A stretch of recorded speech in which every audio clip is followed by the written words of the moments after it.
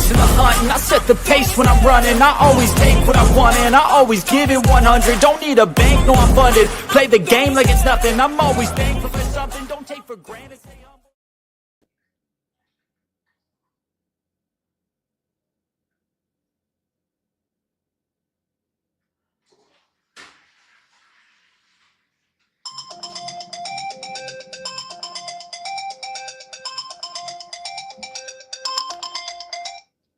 Yep.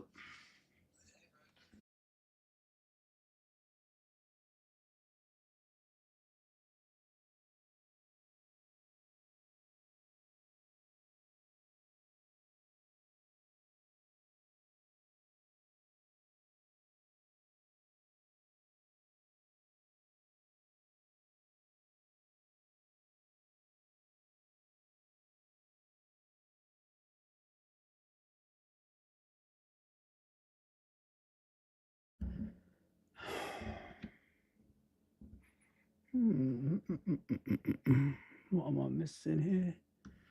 What am I missing, people? What am I missing? Hang on.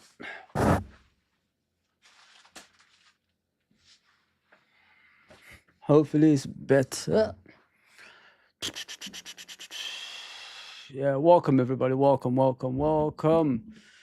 to LRFC. Sorry guys, I don't know what's going on with my screen.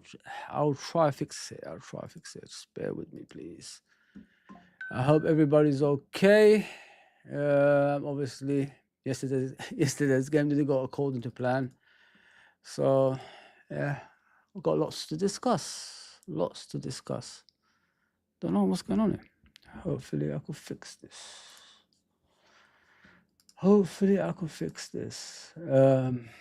Yeah, do me a favor, people. Please hit that subscription button, notification button, like button. You can see it right behind me, people. Proper fan, aren't I? Proper fan. I finally set it up. My little room, my little office. There you can see Ian Rush and me, Sammy Lee. There you go. On the side, Jimmy Case. There you go. Graham Souness and me, and Kevin Keegan. There you go, people. That's Wall of Champions, isn't it? Wall of Champions. You can't get better than that.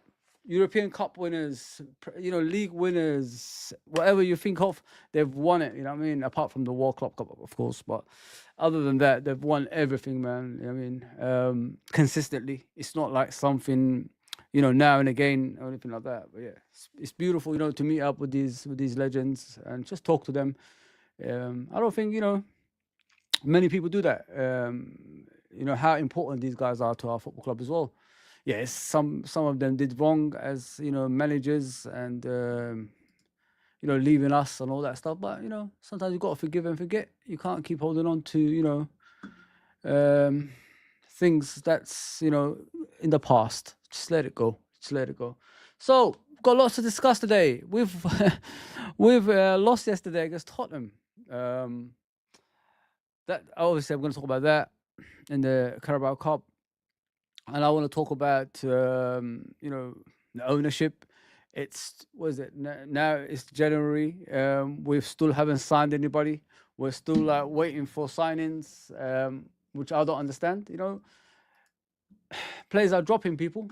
Where I honestly think we're hitting that time we're going to be out of form, if you know what I mean. And that's what worries me. Last year, what happened around January? We announced, obviously, Klopp is leaving, and what happened after that? We fell apart.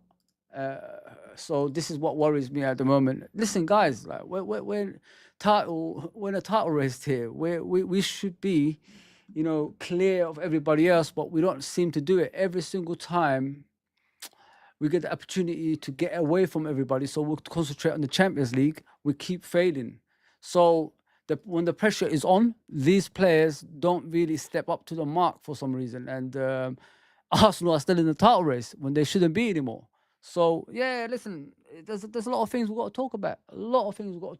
Especially this guy, man. Like this what you call it, owner, John W. Henry.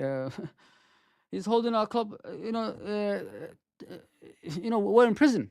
We can't get out. We're trying to do prison break, as you can see there. Look, the Liverpool and Arne Slot. They're in prison, mate. the poor guy is saying, I don't need any players. What are you talking about? You don't need any players. Of course you need players, man.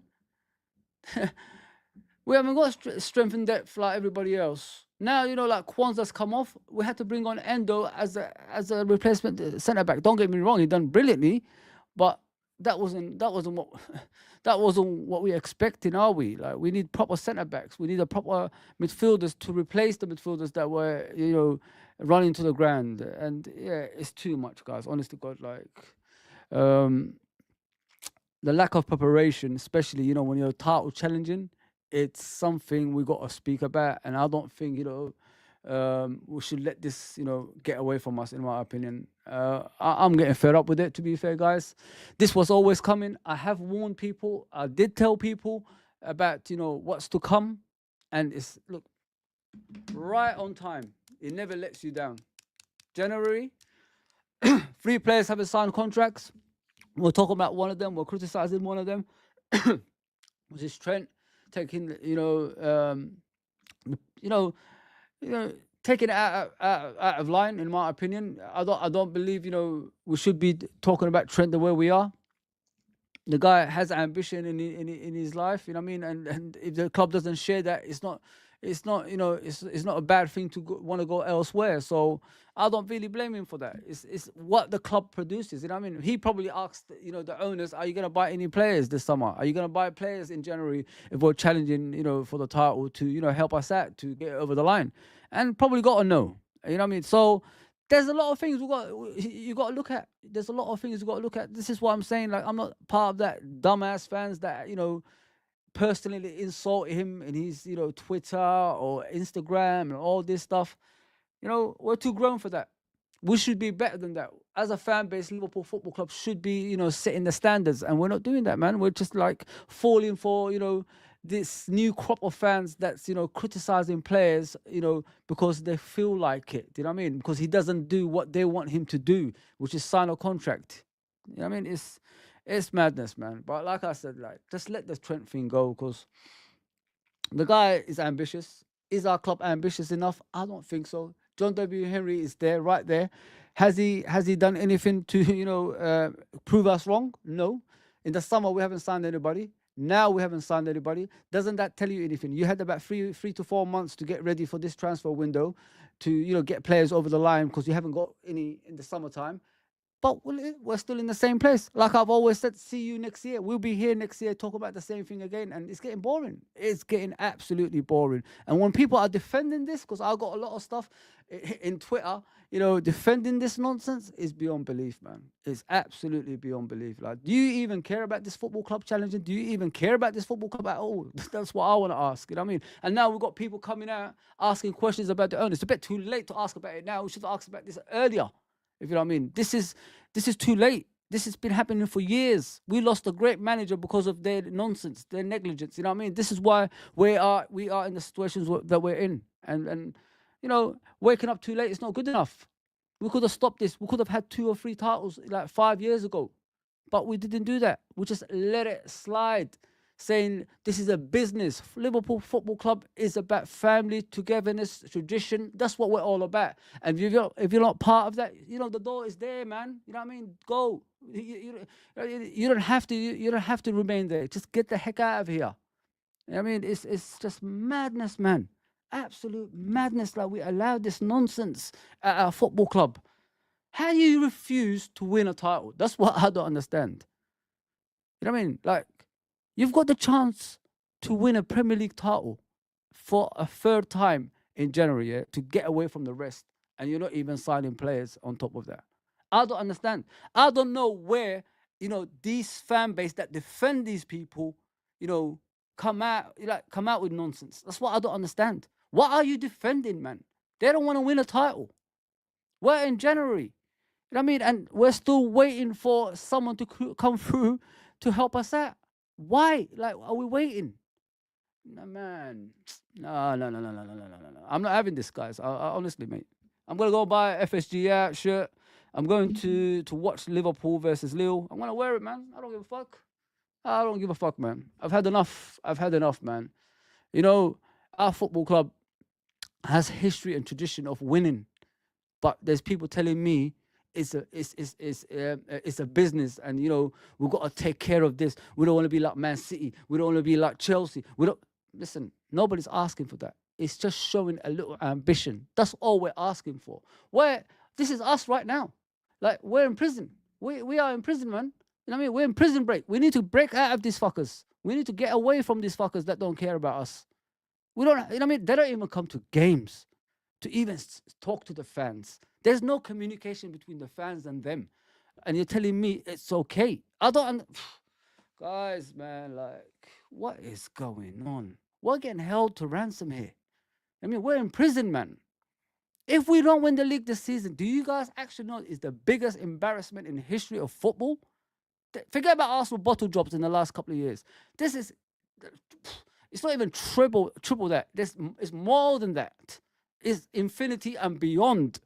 You know what I mean? This is what it is. There's no shame above that. And this is the way we're heading. We can't even win games anymore. Have you seen us in the last 2 games? We can't even create chances. We can't even fucking create chances, guys. This is Tottenham's worst team in a while. They're playing kids. And we go to Tottenham and don't even create one chance. And they got a new goalkeeper that's just arrived. And we haven't even troubled him. Oh my goodness me, man. Oh, man. Let me just get to that chat, man. Listen, prison break, mate. I'm telling you guys, hashtag prison break. Let's do that, man. Big up, Nick, man. All right. Big up, man. Don't do it, Denzel, bro. Don't do it, Denzel. Alisson isn't the same anymore. Alisson is struggling, mate. Let me speak about Alisson at the moment, man. I already put it up there. Don't worry, man. I've got you, Trudon, man. You know what I've realized about Alisson? When the defense is, like when Kelleher is not in goal, I've realized the defense is too relaxed. Because Alisson is the best goalkeeper in the world, isn't it? So what they do is they let players through now. They're too relaxed. When Kelleher is there, I hardly see chances created. Now, when Alisson is back, it's like, you could get through. You got Alisson in front of the goal. He will save something, but he's not saving anything. Everything's going through him now. Look at the goals we conceded.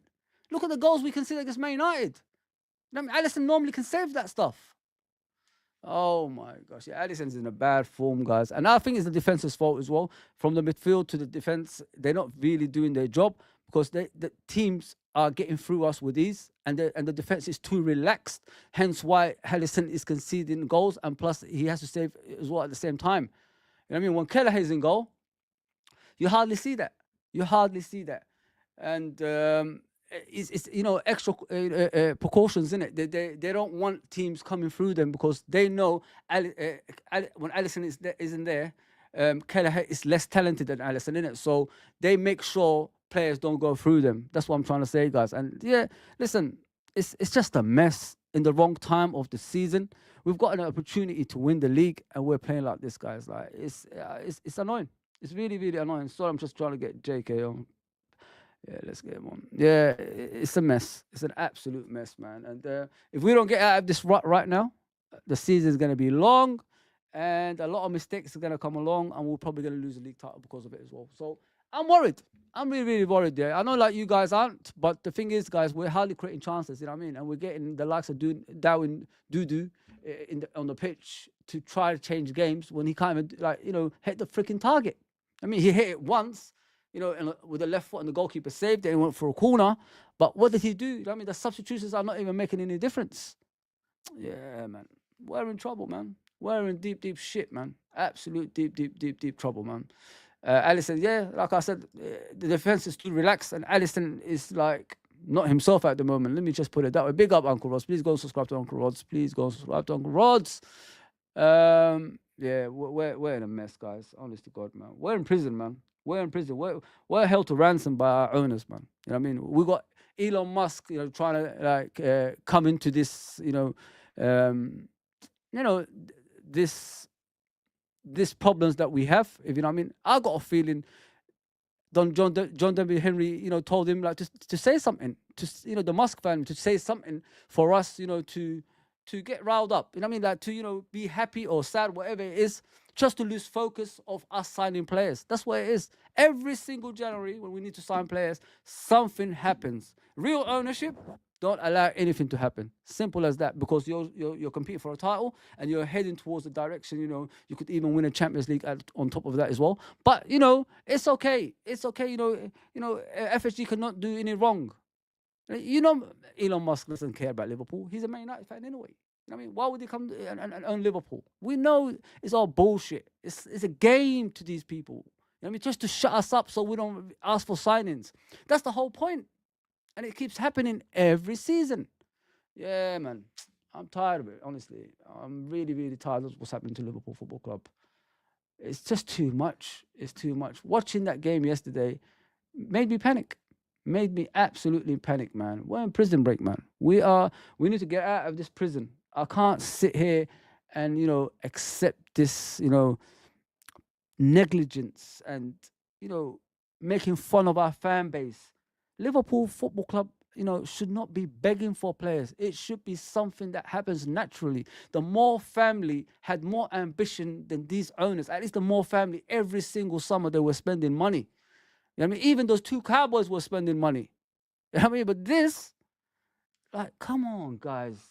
When you're in position of power, you strengthen. You don't sit back and let other teams take over. And this is what's happening to us at the moment, man. I'm worried, man. I'm really, really worried. But I'm here for the chat today. You know what I mean? That's what I want to speak to. So LFC only lost twice this season. It's not that bad. I know it's not that bad, bro. But the thing is, when you're in bad form, it's hard to get out of it. And not only that, the problem we're having at the moment, we ain't even creating chances. How did we let Onana get out of Anfield without being troubled? Think about what I'm saying, Nick. Onana, the Man United goalkeeper, one of the worst goalkeepers in the history of the Premier League. Can't catch a ball. I've seen shots like straight at him go in. Got out of Anfield, playing well. And not even being troubled. Think about what I'm saying. And now you got a Tottenham goalkeeper that's just come through the door. First game. We beat this team 6-3. And then he didn't even make a save. Didn't even make a save in the whole game. Oh, man. I don't get it. Nick, I don't get it, mate. I really don't get, we lost twice. It doesn't matter. We, like in the past few seasons, Nick, how we've been with Klopp and Pep Guardiola. You have to be near perfect to win the Premier League, you know what I mean? And we've got opportunities to win cups and plus, get away from the rest of the Premier League. But we're not doing that.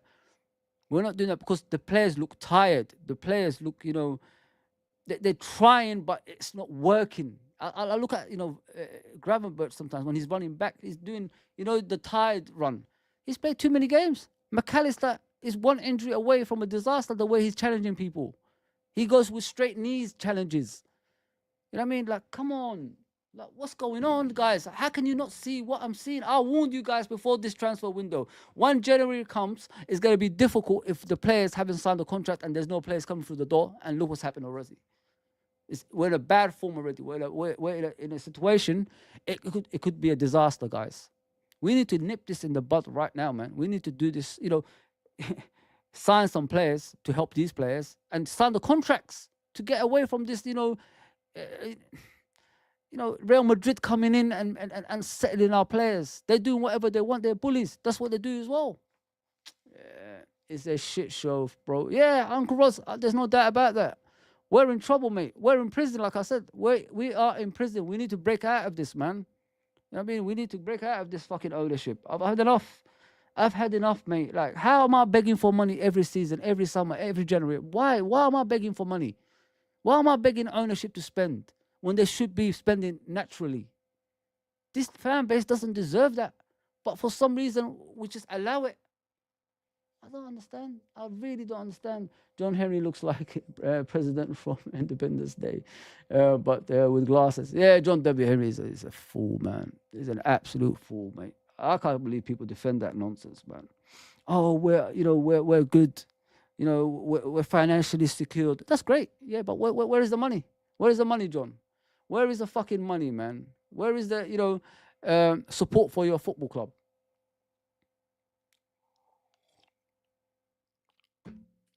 I mean, we're moaning about things that's, that we're not supposed to moan about in the first place. You know what I mean? In regards to, the game yesterday and things like that. We're in January, like 8th, 9th, whatever it is. I don't even know what.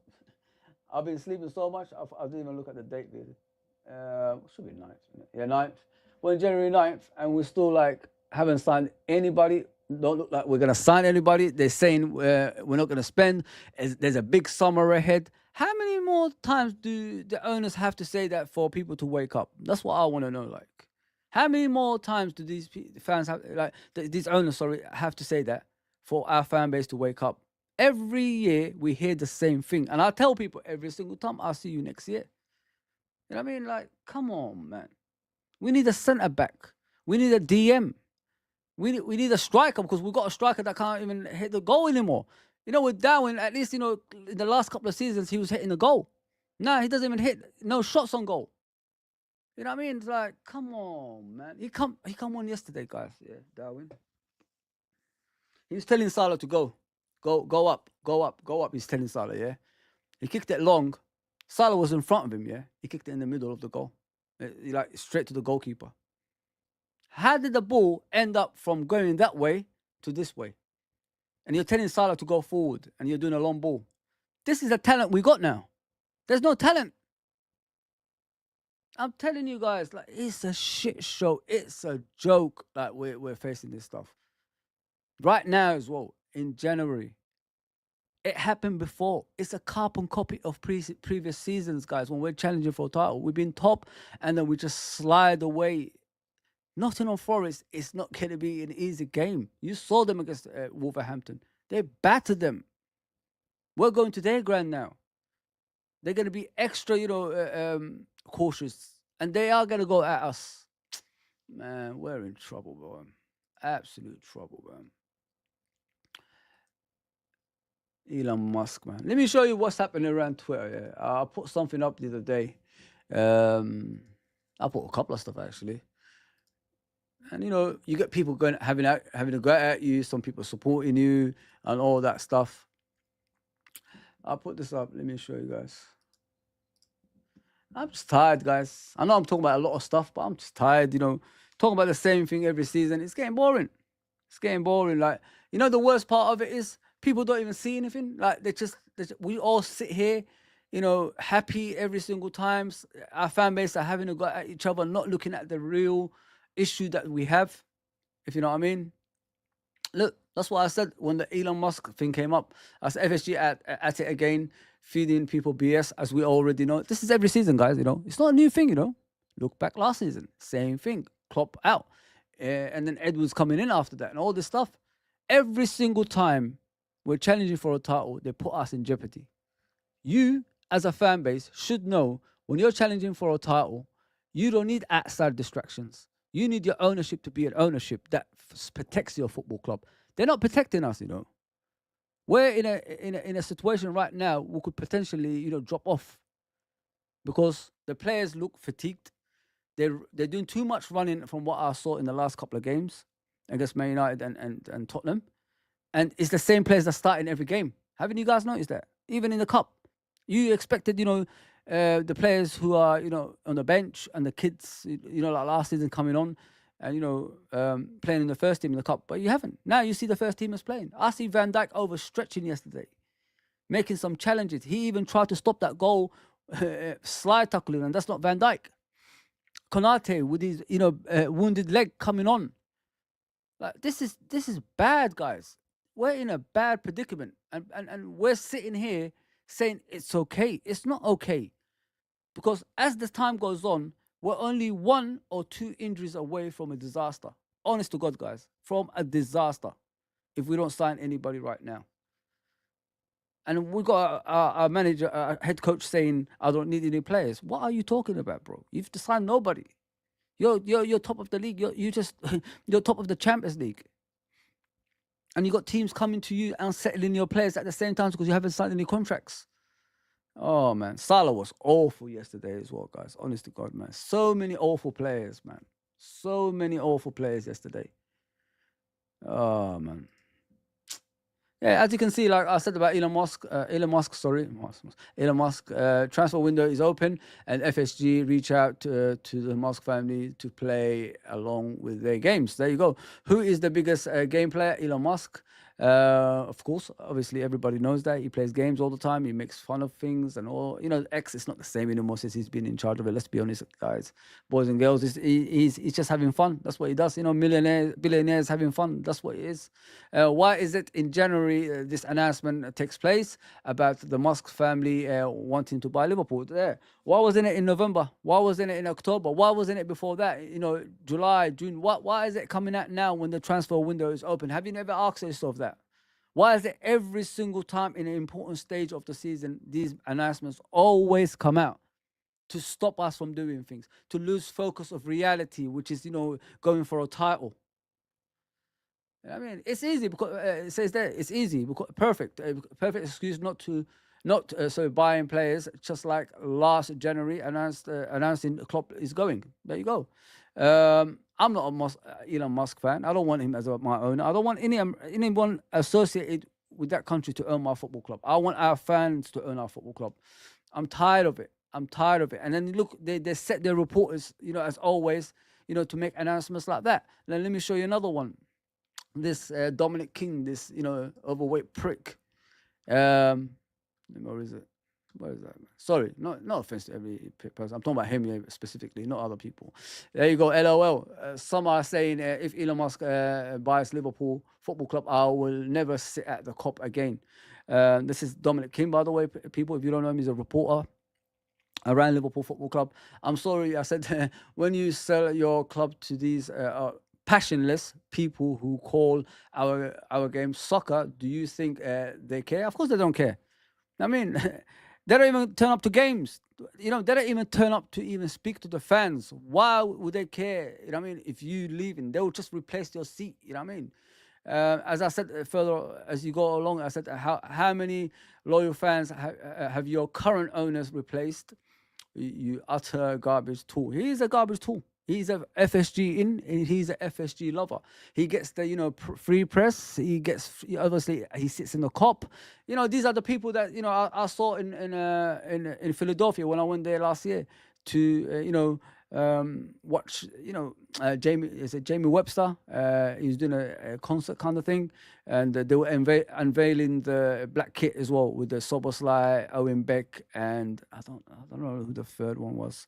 Yeah, it was Soboslai anyway that unveiled it. So yeah, they were all there. These guys, these people that never played football in their life, they were all there, giving high fives to the directors of Liverpool in the upper tier. I saw them. They're all like that, man. No one is gonna miss you anyways, Dominic King. 2 seats will be available for another fans. You utter twat FSG lover. Yeah, there you go. I don't even want Elon Musk as at our club, anyways. I said so. It's not like I'm, you know, advocating for, you know, Elon to take over Liverpool Football Club. I'm just putting it out there. I just can't stand, you know, idiotic fans that's coming out with such nonsense like they got morals. You ain't got no morals. Bill Shatley bought this club to win, and you're sitting there allowing these people to, you know, run us to the ground. And whenever we're challenging for a title, you don't even fight for your football club. You're telling me about I will never sit in the Kop. Nobody's gonna miss you, fatso. You can fuck off. I mean, go and fuck off, mate. Go and fuck off. Give me that ticket, mate. Prick.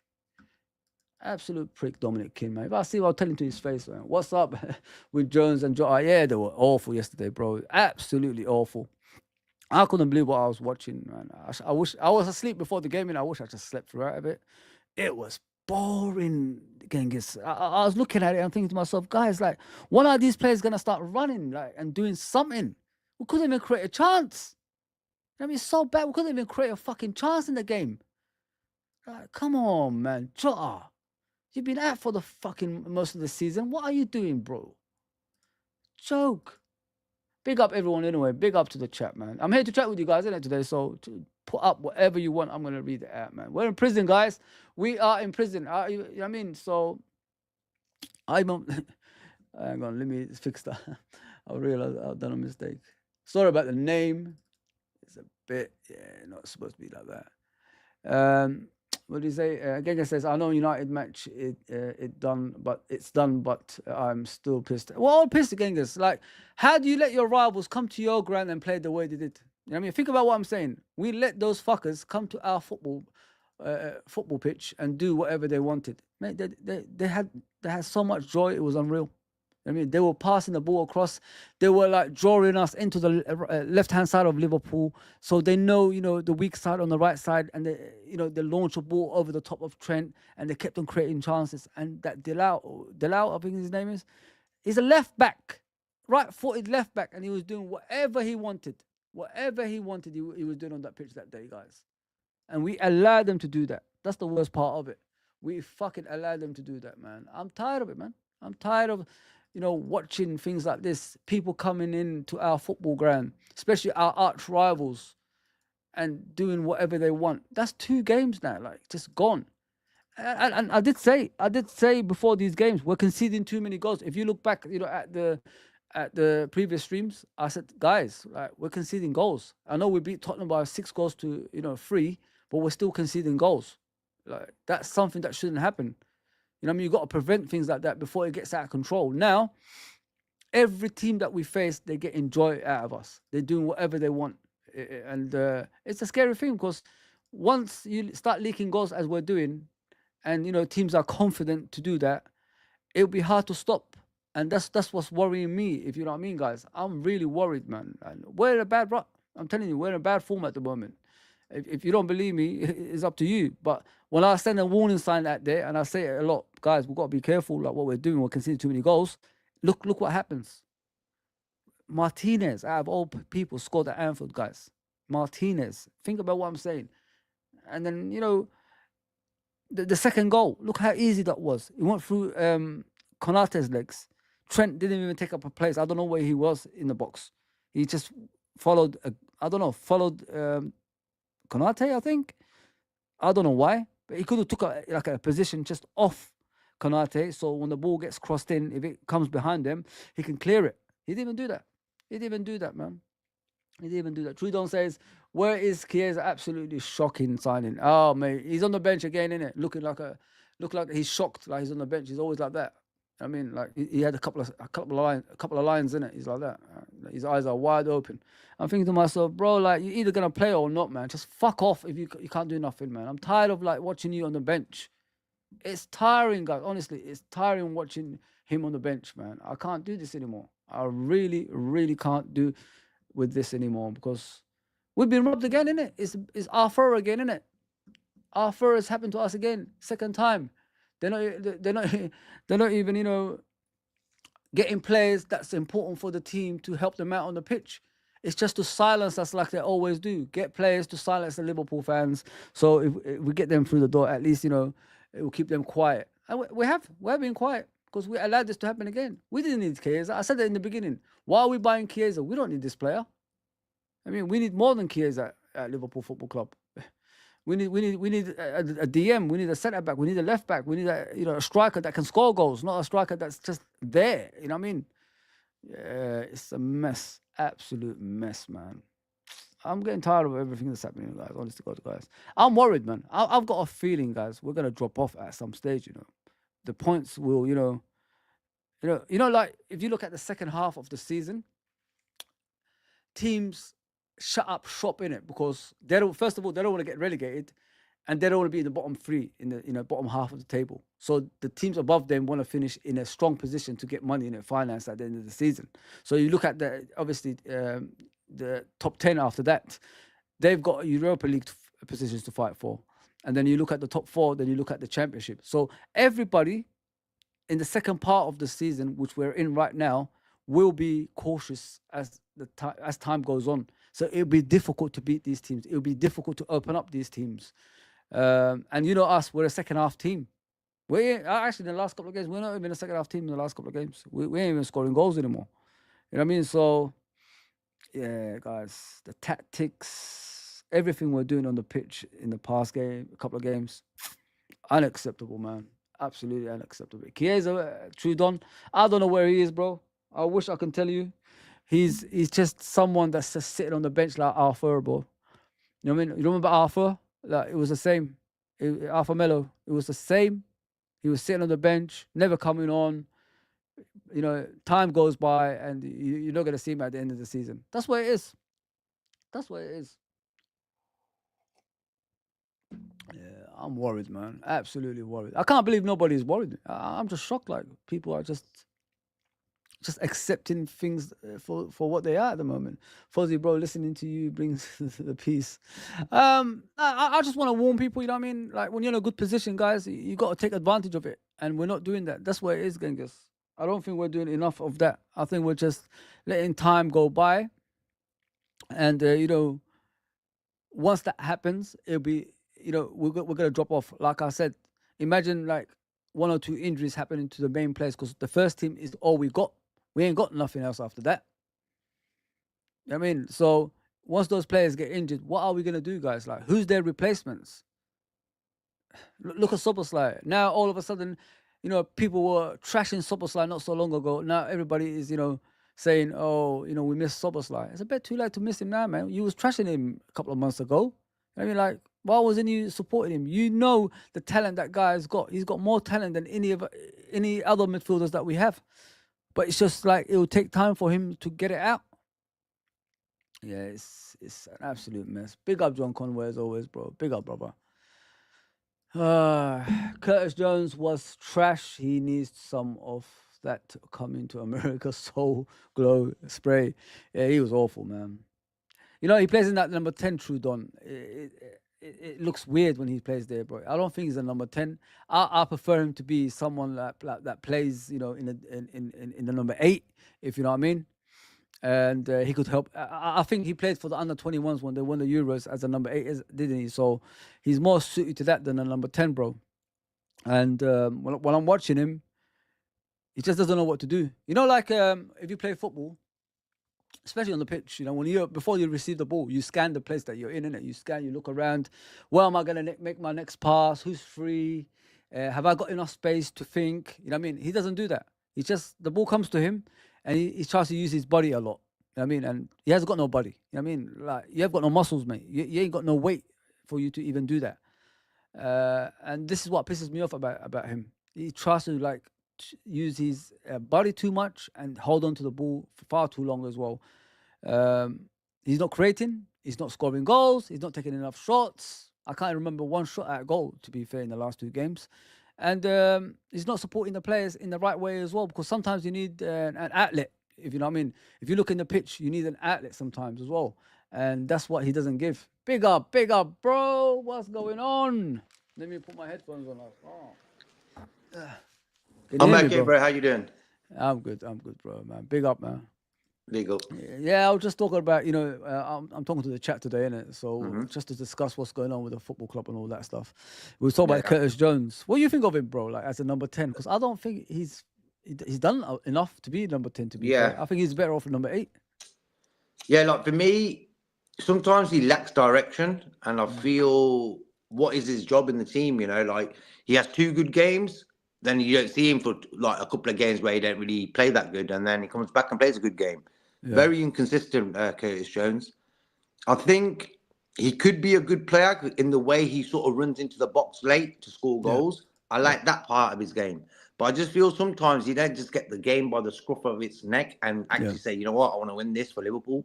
Yeah. I don't see that character in him, you know? And I think that's sort of, if he had that bit of that Gerrard fire in him, you know, I think he would improve his game by 50% at least. He just lacks that desire, you know. Yeah. Have you seen the picture I put up? Like we're in prison, bro. Well, look, we've had 2 games where we haven't been great, and the thing is about them 2 games is this: we took a point against United, okay, and then we're 1-0 down in a 2-legged affair. So it's half time. I'll take that. Playing bad the way we have been in the last 2 games, we haven't really lost out anything. If you really look at it, okay, 2 points against United, we lost them 2 points, but realistically, they could have won that game, United. That's how bad that game was. And yesterday's game against Tottenham, we never got out of first, second, third gear, bro. We just stayed in like second gear, if that.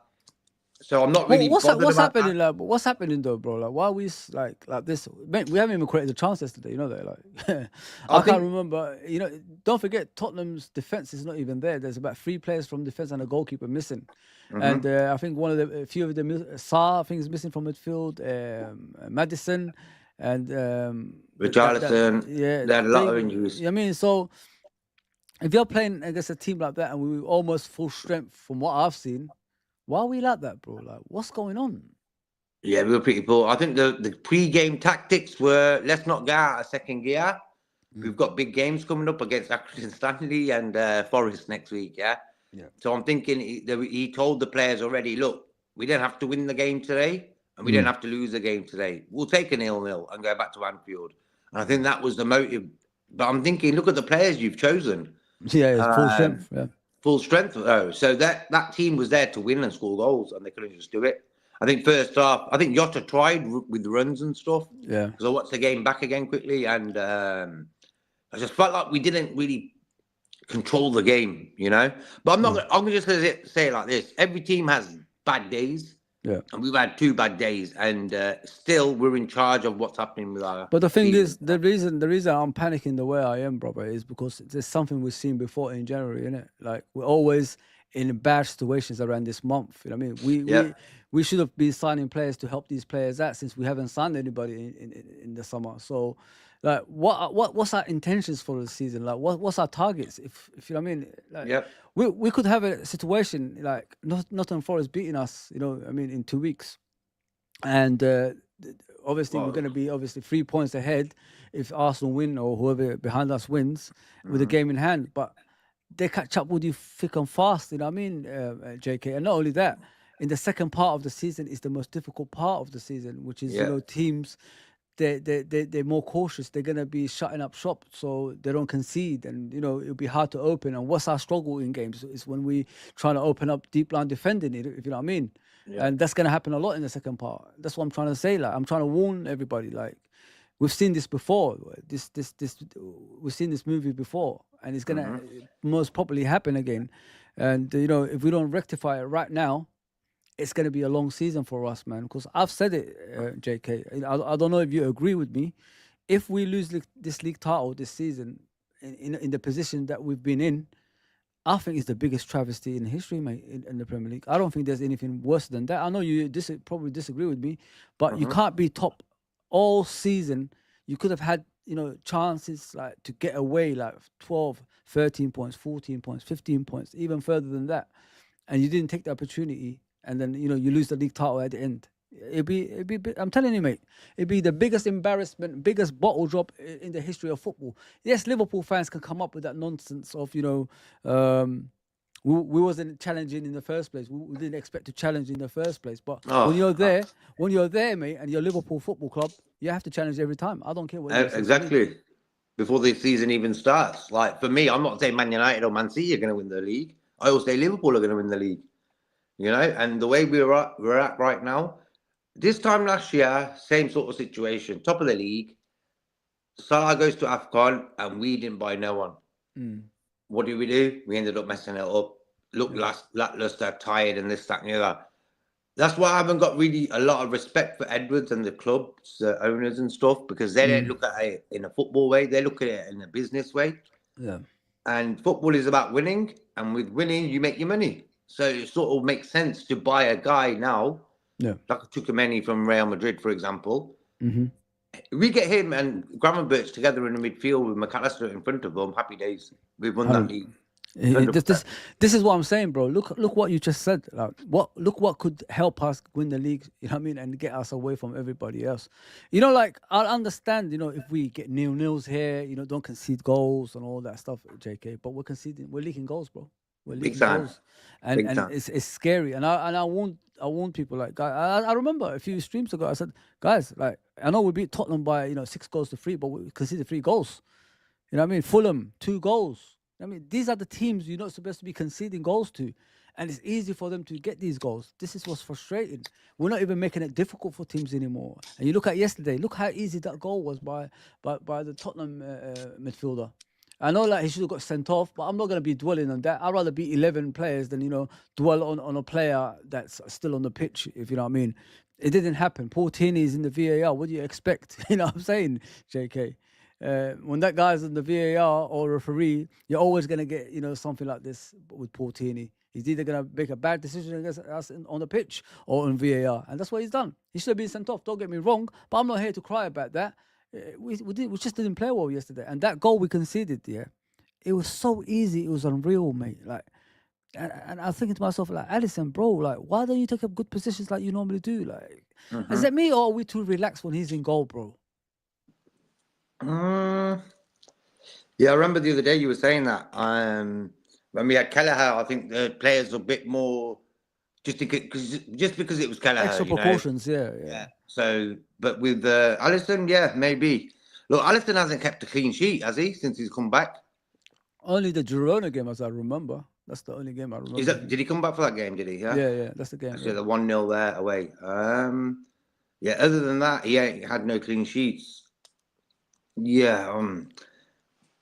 Whose fault is it really? Is it the defense or is it his? Or I think they just got. You know what they need now? They need a meeting, man. I don't think we're gonna sign it. Let's be realistic here, man. We're not buying no one. I think Virgil needs to have a meeting with these players and just tell them, guys, we're on our own. I don't think we're gonna get anyone in to help us out. Let's just put it all in the season, innit? See what we can do, but we've got to be more tighter at the back. Make sure that the midfield steps back a couple of yards instead of being too far ahead of them, if you know what I mean. Because if a midfielder is scoring goals, that means the midfielder that's supposed to be stopping him ain't doing his job, if you know what I mean. So, at the end of the day, the defense faces the strikers, don't they? And the midfield faces the midfielders, and the defense faces the attackers. So, vice versa, which way you're going to look at it. That's why I said strikers twice, attackers twice. Yeah. So someone in the midfield wasn't doing his job when this boy scored the other day, obviously. And that's become too common. It's common now. Look at the Man United game. A defender, Martinez, scored. Nobody stopped him going to the byline and hitting it like that. You know what I mean? And then was it Adama? I think is his name. Is it Adama? I don't know his name. The one who scored the second goal for Man United. The youngsters is always scoring goals for them. He came from obviously the right hand side, and Robertson was nowhere to be seen. Robertson, as an experienced player, should have realized if the ball comes through, I got to defend this. And by the time he got there, it was too late, and he slotted it in. So. All I'm saying, JK, is a lot of the defenders are not doing their jobs, in my opinion, and something's got to be done about this. And since Alisson's been back in goal, we look worse off. You know what I mean? With Kelleher, at least there's no shots going on target because the defense takes extra precautions. You know what I mean? And they know he's not as talented as Alisson. But when Alisson's in goal, I've noticed, man, even him, he doesn't look himself at the moment. If you know what I mean, even the offside goal, I said, Alisson, man, you got to do more than what you're doing. Normally, you come out and you stop the guys, taking a shot. But yeah, man, it's too much. It's too much, in my opinion. Too easy for opponents nowadays. I've just been to Red and White Yank. I've just been sarcastic. You're from America, bro. America's the king of sarcasm. Accrington Stanley, come on, bro. Me, you, and Fozzie could play in that game if you wanted to. It says Red or White Yankee. Okay. Big game against Accrington Stanley. Who are there? You know the rest. Who were they exactly? Are you mad? I'm mad. I'm mad in a certain way, bro. I'm mad in a sense of we've had the summer, and before that to get players in. I'm mad we had a few months, to this transfer window opens to figure out what players that we need to. Even if they got a couple of loan players, I wouldn't mind that just to help the team out. You know what I mean? But we're not even doing that. That's the thing, guys. Because without the first team, if Gravenberch gets injured, if McAllister gets injured, if Van Dijk gets injured, if Salah gets injured, have we got adequate replacements, JK? I don't think we have, bro. I don't think we have. We don't. We're back to the bare bones of centre backs. Konza out, Gomez out.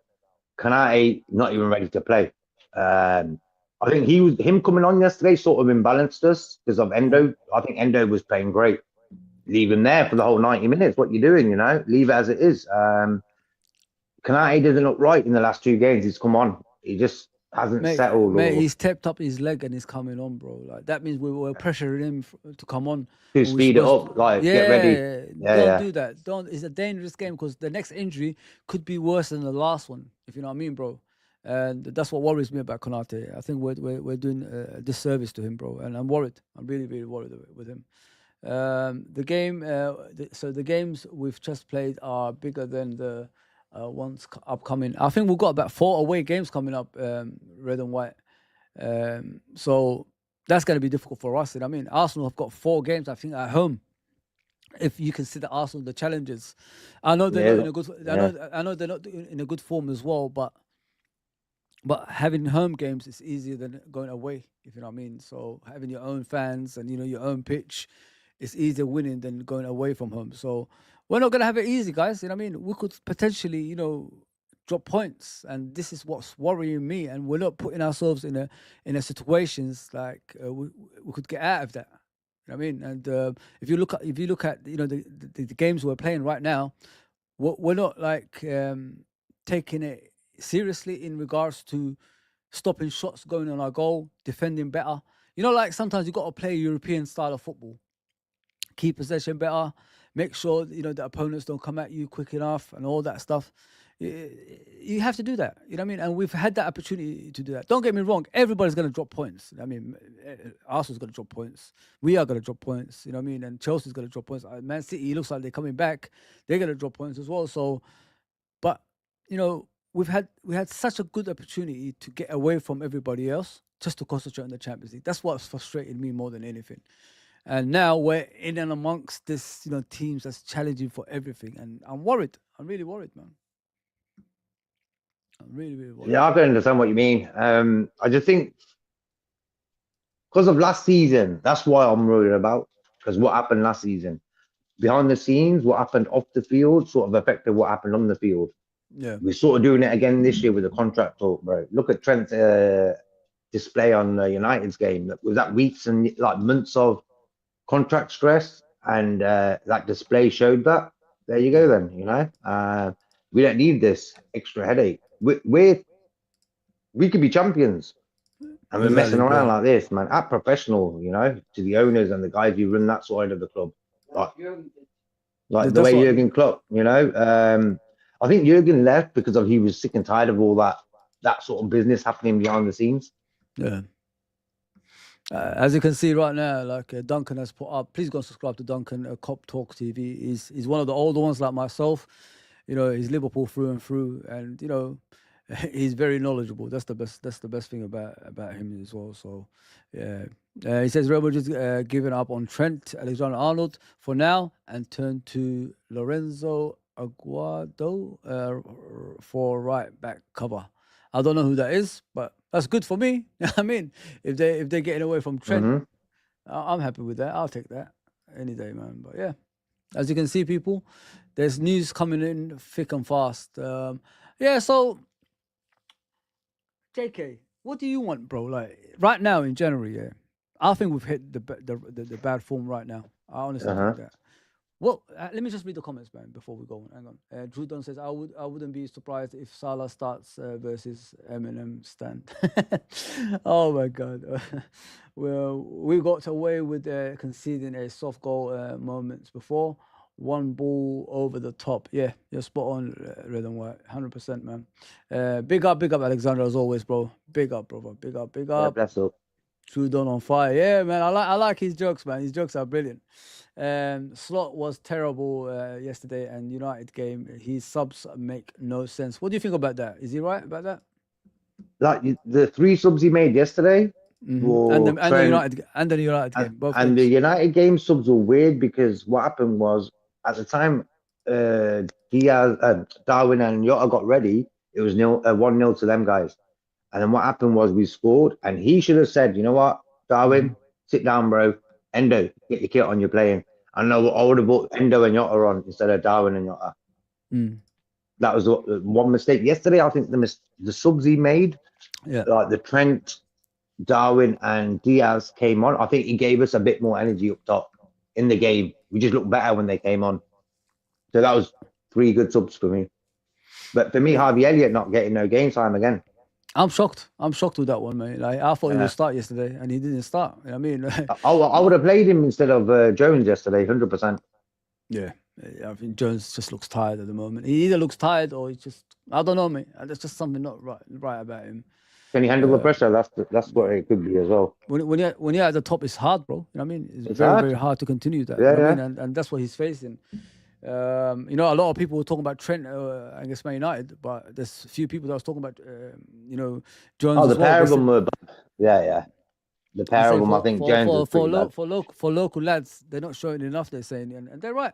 You know what I mean? You expect the local guys to be, you know, the ones that's pulling everyone together and you know, telling them like don't slack and you know we need to win these games. Like, I've seen the videos of Virgil's face in that game against United. He didn't look happy at all. I've never seen him like that. So he was a bit annoyed, you know, with Trent's game and stuff. And I've seen it now. So for me, but Trent looked okay yesterday, much better, like just flowing, you know, just getting the ball, passing it, bang, bang, getting on with the football, you know. Yeah. Listen, Virgil's Virgil, you know, he's Liverpool through and through. I've got no doubt about that guy. That guy's going to get into the all-time great anyway team with Alan Hansen, Emily Hughes and that, you know what I mean? So I'll never ask, you know, much about Virgil's commitment to Liverpool Football Club. It's always, you know, he's a shining light, isn't it? He's a shining light, bro. He never drops. And you know, the guy came back from an ACL injury. Normal circumstances, those kind of injuries, you know, you don't come back from. Yeah. And look at him, the best defender in the world again. But you know, the stretches he was doing yesterday it really scared me. I thought like it's too many stretches, man. And even for the goal, did you see the way he tried to stop it? Like he jumped towards it with his feet, man. I said, wow. Yeah. Red and White says, I didn't pick up on the sarcasm. That's from you, innit? I had just started listening. I meant... Yeah, because when I said that Accrington Stanley is like a big game. Yeah. I said, I meant mad as in crazy. Okay, bro. No problem, bro. No problem. Please, people... But I'm like happy we've got them. I'm happy. It's a blessing. Imagine we had Man City or Arsenal or someone. Oh, another headache, you know? I'm telling So you. I'm happy we got them. Perfect. Yeah, 100%, bro. I think Arsenal's got Man United, didn't it? So that's not an easy game for them. Yeah. That's what I'm saying. That could have been us. We didn't need that. Big up Ravi as always. Big up, brother. Big up Ravi. Why no idiot? I love to answer that question, bro. He's not getting game time, but Jones is getting game time all the time, which is strange. You know what I mean? I'm sure the coach is telling Jones to fix it out there. You know what I mean? He's bad form at the moment. Maybe that's why. This is why Harvey Elliott's not starting. Yeah, but it's a strange one. It's a strange one in my opinion. And Ravi says Liverpool fans are crazy to say if it was at Anfield we would have won. We should play to win no matter the outcome. Can't blame refs when we had good chances before the Spurs goal. That's how I see it, bro. Like if you want to win championships, you know, titles and all that stuff, there shouldn't be any, you know, excuses, if you know what I mean, because that's what you're here for at the end of the day. We don't want to be like Arsenal. Arsenal every single time they're looking for referees now. I don't know if you've seen it, JK, on social media. They're saying, why isn't this happening? They're even supporting Tottenham. They're saying Van Dijk stamped on one of their players' legs. You know, I think it's Solanke's leg. Yeah. Why wasn't VAR looking at that? It was a strange one, to be fair, man. Have you noticed how all other clubs fans have all joined together against us? Yeah. Tottenham and that's why I don't want to. Tottenham and Arsenal, bro. Yeah. Like, come on, man. Like, that's why I don't want to see no Liverpool fans argue over Curtis Jones should be playing or not. Like, for us, we've got all them guys going at it. They're doing watch-alongs, Man City and Man United fans together against us. Like, come on, bro. That's what Liverpool. That's how powerful Liverpool is. That's what people don't understand.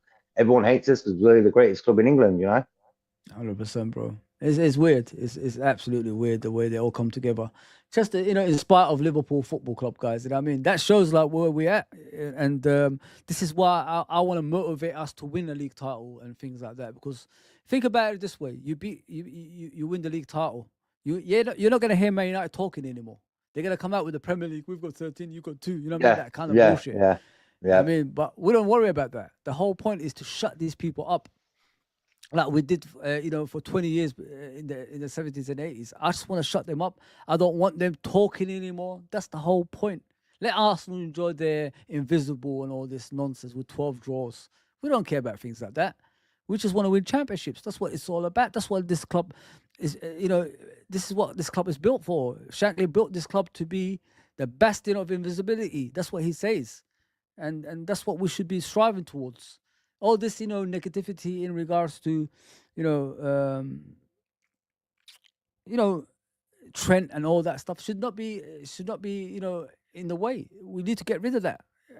For me with the Trent thing, I thought people were a bit harsh on that, like the way they were speaking about him personally and all that stuff.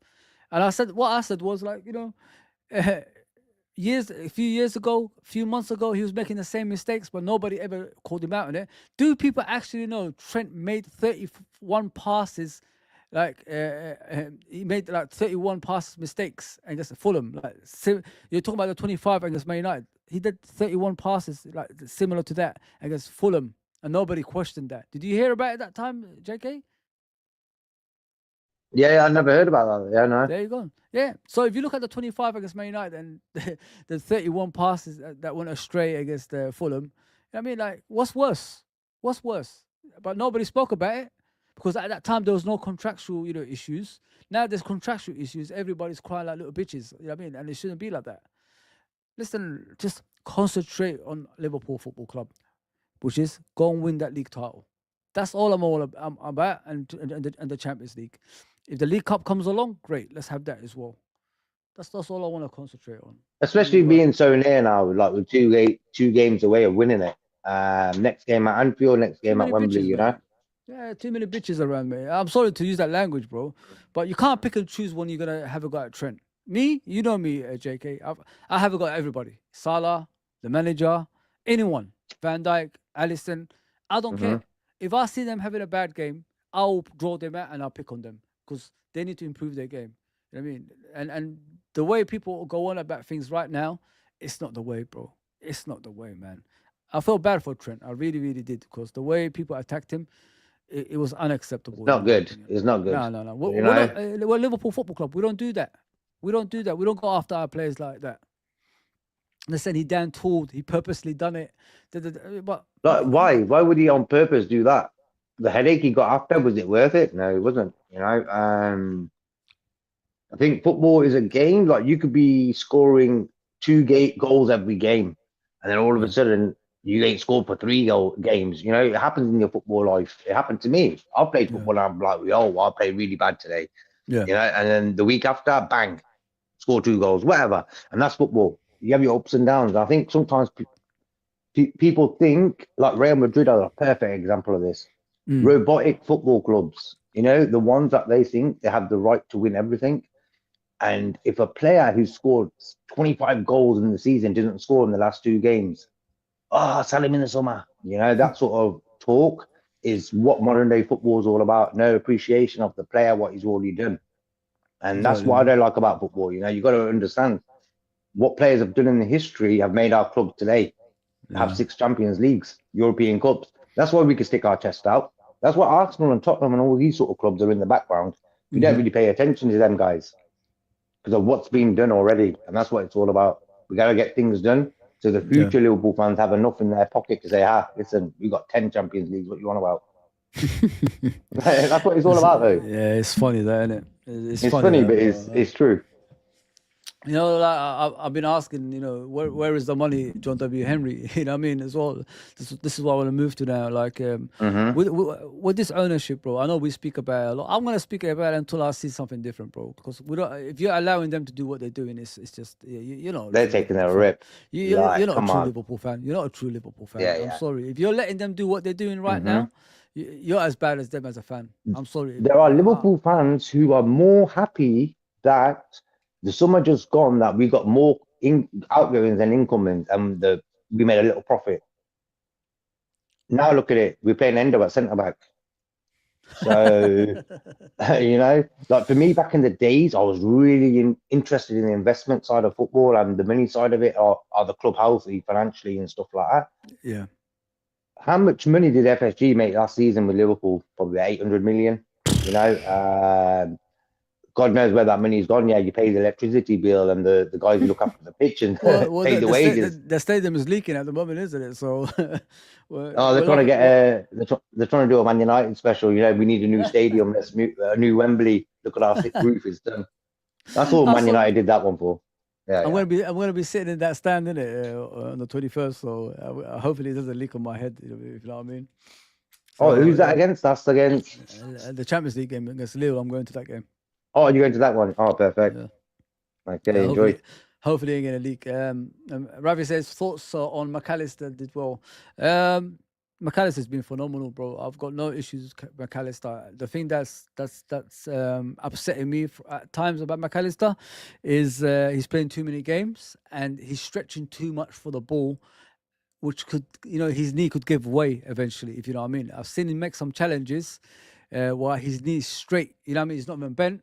And I worry in case someone falls on that eventually, if you know what I mean. So, and like I said, he's playing too many games. He needs a rest, in my opinion. Him and Yeah, that Gravenberch, rest. yeah. hmm Him But and he had that Gravenberch need a rest for 2 weeks. Just a month ago, he missed the Fulham game and stuff. Mhm. Then he's come back and he's looked back. He's back to how good he was, you know. So I think for me, rest is important sometimes.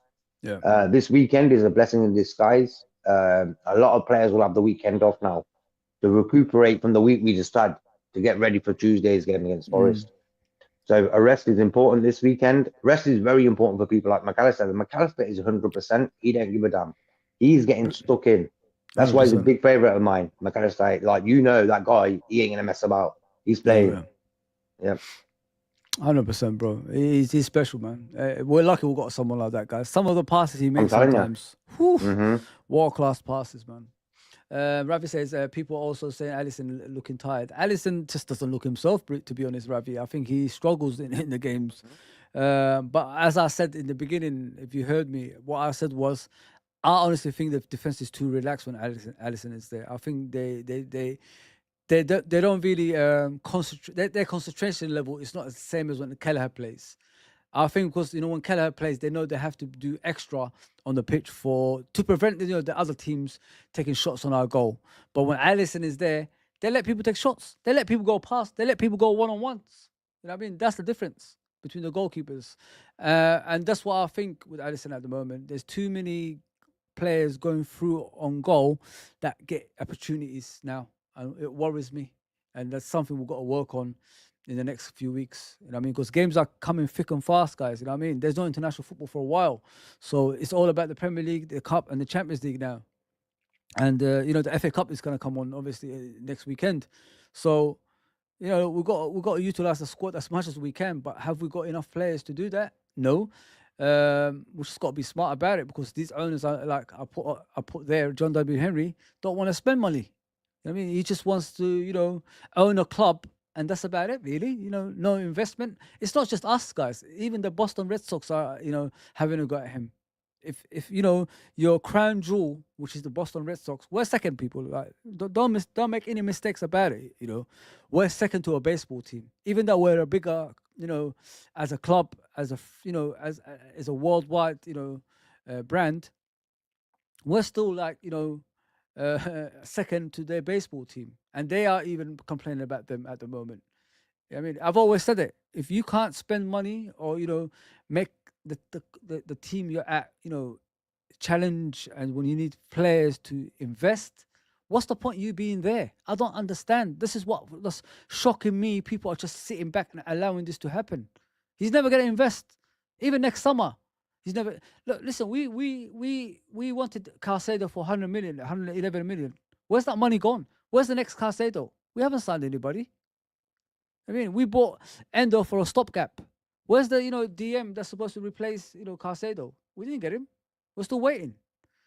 So that's what I'm trying to tell you guys. They're not serious. You know what I mean? And we're just 1 or 2 injuries away from a disaster, and that's what worries me. Like I said, Van Dijk is playing too many games. Salah is playing too many games. Gravenberch is playing too many games. McAllister obviously had the rest, but I still think he's playing too many games. Listen, I'm worried. I'm really worried. And I don't want to come back and say to you guys, I told you so. That's the last thing I want to do. But, guys, like, you look at the game, you look at our previous games now. We ain't even creating chances, man. I mean, we're not even troubling Yeah, rubbish goalkeepers. Yeah, exactly. We're not creating nothing, really, when you look at it. Like yesterday, Darwin had our best two sort of chances. That little through ball by Salah, Yeah. nice run, bang, goalie saved it. The other one from the corner, little flick, bang, goalie saved it. Other than that, been really, Gapco had a few runs come in and shot over the bar a few times.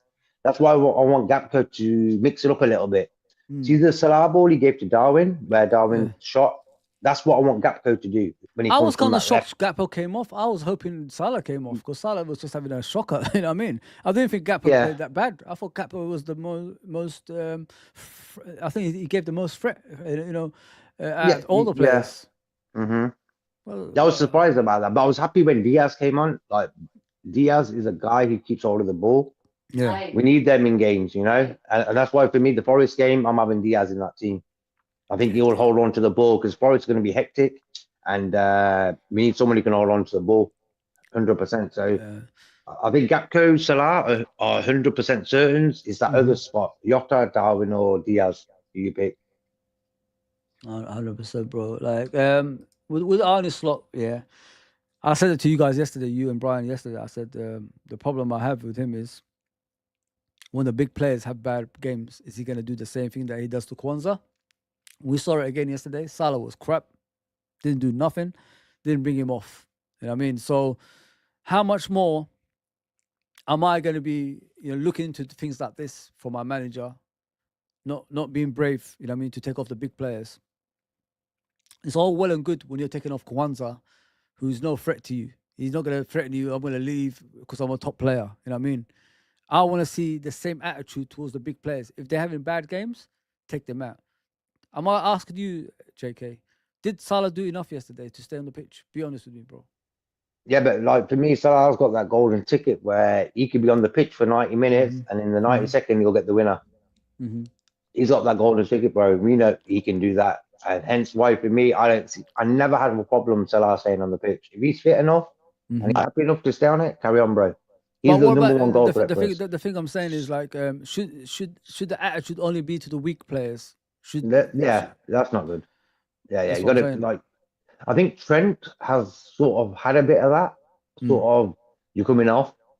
You know, Virgil and Salah for me are best players of the season with Grammar Hence why I don't really moan about them guys ever being brought off because I think they deserve to stay on the pitch. And hence why Salah yesterday, I have no problem with him staying on. Okay. He didn't really do anything. No. Yeah. I Didn't really thought do like, nothing. you know, with Salah, I noticed his games is when he doesn't create anything, and when he can't get past the players, like for about 70, 80 minutes, you know what I mean?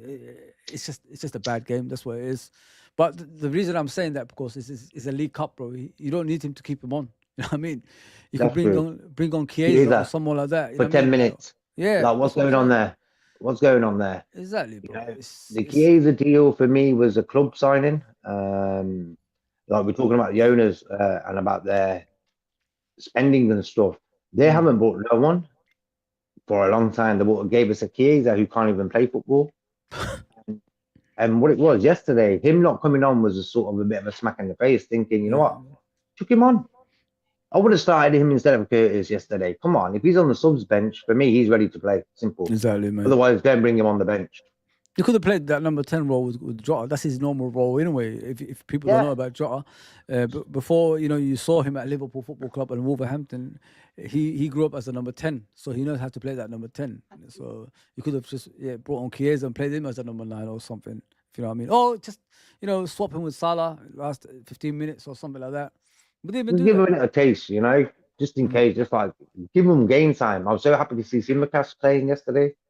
Yeah, he hasn't played in a long time. Robertson's played a lot of football, so it was good that he got a rest. Yeah. The defense was completely changed. For me, Kelleher should have played 100%, and Chiesa and Endo started, all three of them. Yeah. Ravi says, question, should Slot have tampered with the midfield, or should we have left the same as the United game? I think you should have tampered, bro. I mean, Tottenham have so much deficiencies, in their squad. They've got at least 8 players out. You know what I mean, from the first team. I know I'm going overboard, but something along those lines. I'm You not know what I mean? tripping. The back line, the goalkeeper, the midfield, the strikers, they've got so many players out. You know what I mean? I believe, listen, last season we won the, Carabao Cup with our youth. I mean, so if we could do that, I guess, a first team, so a top team like Chelsea at the time, who have their first team out, and, you beat them with your kids, we could do that to anybody. I don't think Tottenham are in the same class as Chelsea. You know what I mean? So, yeah, yesterday, we just let them off. We're going to win this game. Don't get me wrong, guys. We are going to win this game. We have to win at Anfield by 2 goals or 3 goals, man. We lost are the gonna- battle, but we'll win the war. We'll win the war. We'll win the war. I don't think it's over here. You know what I mean? No, it's But, half time for me. Yeah, I agree, Ravi. We should have tampered with it. Yeah, bottled this league, and we won't hear at the end of it. I think it's the worst in the history of anything that we've done in the past. Any other team done. I honestly think that, because you've had the opportunities to get away from everybody, and you didn't take it. I honestly think that, red and white. Honestly, bro. It was. We're winning the league. Don't worry about it. Yeah, it Yeah. was Trent's lack of desire that bothered most. I guess United. He's been doing that for years, guys. It's not a new thing with Trent. I've never, sat here defending Trent in the past. If you look at our past streams, I did say about Trent, he's walking back. He's not making an effort. I remember we discussed it before, sorry, JK, about Trent walking back and not making an effort to run back and stopping crosses going in and all that stuff. So it's nothing new. He's been doing this for a long time. But I honestly think, red and white, if the contractual issues weren't there, I don't think people will make a big deal out of it. Like I said a few minutes ago, the Fulham game, he made more passing errors than the Man United game. 31 misplaced passes in the Fulham game to the 25 against Man United. There you go, bro. And nobody bucked the eyelid against Fulham. Nobody said anything. I mean, 0 duels against Man United as well. It's madness, man. I don't think Trent is down tooling. I think the pressure is too much for him at the moment. He just needs to come out and be honest.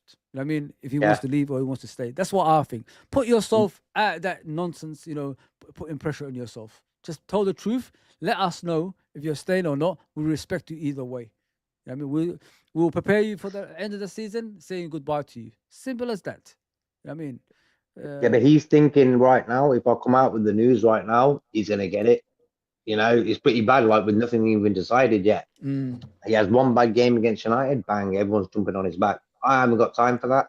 The guy knows himself, he played pretty bad. We don't need to tell him, Yeah, we don't need to. through social media and stuff, like, sort it out, lads, Yeah, but for me, the Trent thing, I said when the summer happened, as soon as the season finished, I said, if we don't sort them contracts out in this summer, before we go into the new season with a new guy, January time, we're going to think, we've messed up here. And we're going to get stressed from this. Yeah. And look what's happened. I'm not no prophet or something to like visual. This is logic. Logic tells you if you don't sort business out early, it's going to mess you up in the long run. Yeah. And that's what's happening right here. That's what I said about, real. I've always said that, JK, real ownerships don't allow these things to happen. Ownerships that care, that know about the game and all that stuff, they don't allow things like this to happen. But unfortunately, we've got the short end of the stick. We've got these owners that's just awful, mate. Absolutely awful. I mean, and like I just don't get it. Honestly, I sit here sometimes and I look at the wall, just like in the ceiling, just look at the wall just up on the wall, and I think to myself, what kind of fans just sit there and allow this to happen, bro? Like, I don't get it. I just don't get, why we defend these people. I'm just shocked. It shocks me people defend this. You're top of the league, season in and season out. You need a few more players to get you over the line to help out these players. And you don't even make an attempt to do that. Not only in the summer, but in January as well. I mean, we're the 9th today, 9th of January. We don't even look like we're going to sign anybody. And we're hearing they're not going to sign anybody. You know what I mean? So. And we bought a lot of players in January. Gapco, Diaz, Virgil, Coutinho, Sturridge. Names like, whoa, January's been sort of a good month for us sometimes. But in the last 2 years, like this one included, where we've actually needed these guys. Like we're in the title race right now. You know, we're not like fifth, sixth, and we need a guy to get us for Europe, top four. You know what I mean? It's like this is serious business now. And I Yeah, think man. the owners, like I always say this, I don't think John Henry's got a clue about football. No, You know, but the thing I don't is, think he like, does. I agree with you. He doesn't know nothing about football. Big up, Solo, bro. Please go subscribe to Solo, guys. Big up, brother. Big up, big up, big up, bro. Big up, Fozzy. We've seen Yeah, this bless movie Solo. before. Yeah, Mhm. 100%. We've seen this movie before. They're rubbish, bro. Wasteless. They're wasteless, mate. Rubbish, I rubbish think they're owners. greedy. I think they're greedy. They've got that. Like for me, Moneyball system works. It's a gamble, and if it works, Mm, it works. And lucky for them, it worked. And what it mm, is, when it's worked that good, so for that long, yeah, sometimes you got to put your foot down and think, you know what, we want to stay here now, and yeah. we've never done that. Like, you know what, there you go, have that guy. We don't, like, as a fan base as well, bro, we don't put ourselves in a good position. You know what I mean? Like, we allowed this to happen. That's what I see, bro. I don't know if you agree or disagree with me. I think we allowed this to happen because real fans don't, especially in a big club. You know what I mean, JK? A big club, bro. You Yeah, don't, you don't, you don't allow things like this to happen. You don't, you know, this nonsense around things that's when you're challenging for titles and things like that. Um, you don't do enough to get you over the line. You don't allow things like that to happen. But for some reason, out of any football club, we just sit back and accept it for some reason, bro. Why do we do that? Like, that's what upsets me as an older fan. It really upsets me. We don't do enough to stop these people, you know, give them your finger to take your arm. making fun of us. Not only making fun of us, bro. Why are we begging for things, bro? Like, you're asking, like, well, yeah, embarrassing. A club as our structure acting like that. I mean, like we're actually begging for transfers, and clubs that don't deserve that shit get it. Like I said in the beginning as well, like the Moore family, they wasn't the richest at the time. I'm not saying like the billionaires or anything like that, but they spent every summer, JK. They spent every summer. We've had signings. Even the Cowboys, even the two Cowboys had his sons Fernando Torres and these players. You know what I mean? Mm-hmm. But these guys, it's just I don't get. Like when you think to yourself, JK, why are you here? You know what I mean? That's why I started saying the other day. Yeah, Why are you yeah. here? Why are you here, man? Like, what do you want? Like, I mean, like, Uh, what I mean? Every business you want to improve, right? And be better and be more richer and be the best at it. But mm-hmm. with these guys, there's just nothing, mate. There's no life. There's You know what I mean? no enthusiasm or desire or look at Man City. They don't mess about. Their owners. Like, okay, they're gonna get in trouble about it, but in the end of the day, that's what winners are. They cement, they'll get the best defender, no matter what. They're gonna get that guy. Look, they've got Haaland in, they get the best, you know. Yeah. But I reckon what it is with our owners is that they're cheeky. You Mm. know, they've seen the good spirit of the Liverpool fans. We're different to any other club. That's why we support Liverpool because of the spirit of Liverpool. It's totally Yeah. different to any other club. Man Yeah. United, they've got a Yeah. devil on their bloody badge. You got Yeah. Arsenal, Tottenham. Tottenham fans are really feisty. You Yeah. want to hear the stuff they come out with about their owner. Yeah. So for me, Liverpool fans are very sort of mature fans of football. You know, Yeah. even though they tried to give us a bad name because we look at life like that as well. You know. And if someone's sort of taking advantage of a situation, you turn around and tell them, hey, what the Mm. hell's going on here? And Yeah. I think Liverpool fans sort of have allowed the owners to push their luck a bit too much now. If they don't realise what happened last January, Yeah. it's January again now, and a year later, and we're doing the Mm. same thing. Yeah. You know, we're not going to win something. Yeah, listen, you learn from past mistakes, innit? Look at Virgil, pimping distress. Look what he says. Like Virgil says, we got work to do. There you go, bro. Even our captain is saying that. He's having a go at everybody. That's a proper captain, that is. You know what I mean? And if Yeah, exactly. if you're hearing Mm-hmm. this from the leader, you know what I mean, it shows what we're saying. We're not wrong. I mean, if he's saying the same thing, like there's something not right with our football team at the moment, and he's saying we've got work to do, that means he knows there's something going on that's not right on the pitch. You know what I mean? And off the pitch, you know what I mean? So, and you know, Virgil in the past used to say it, didn't he? He says we need some signings. He always says that. And Liverpool only sign players when we're at the Champions League.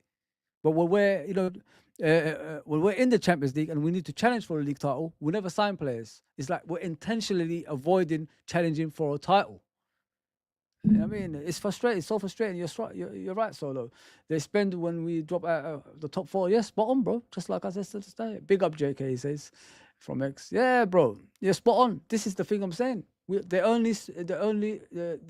will spend when we drop out of the top 4 because they're losing money. They're losing money. That's why they need the money in it. So of course they're gonna spend.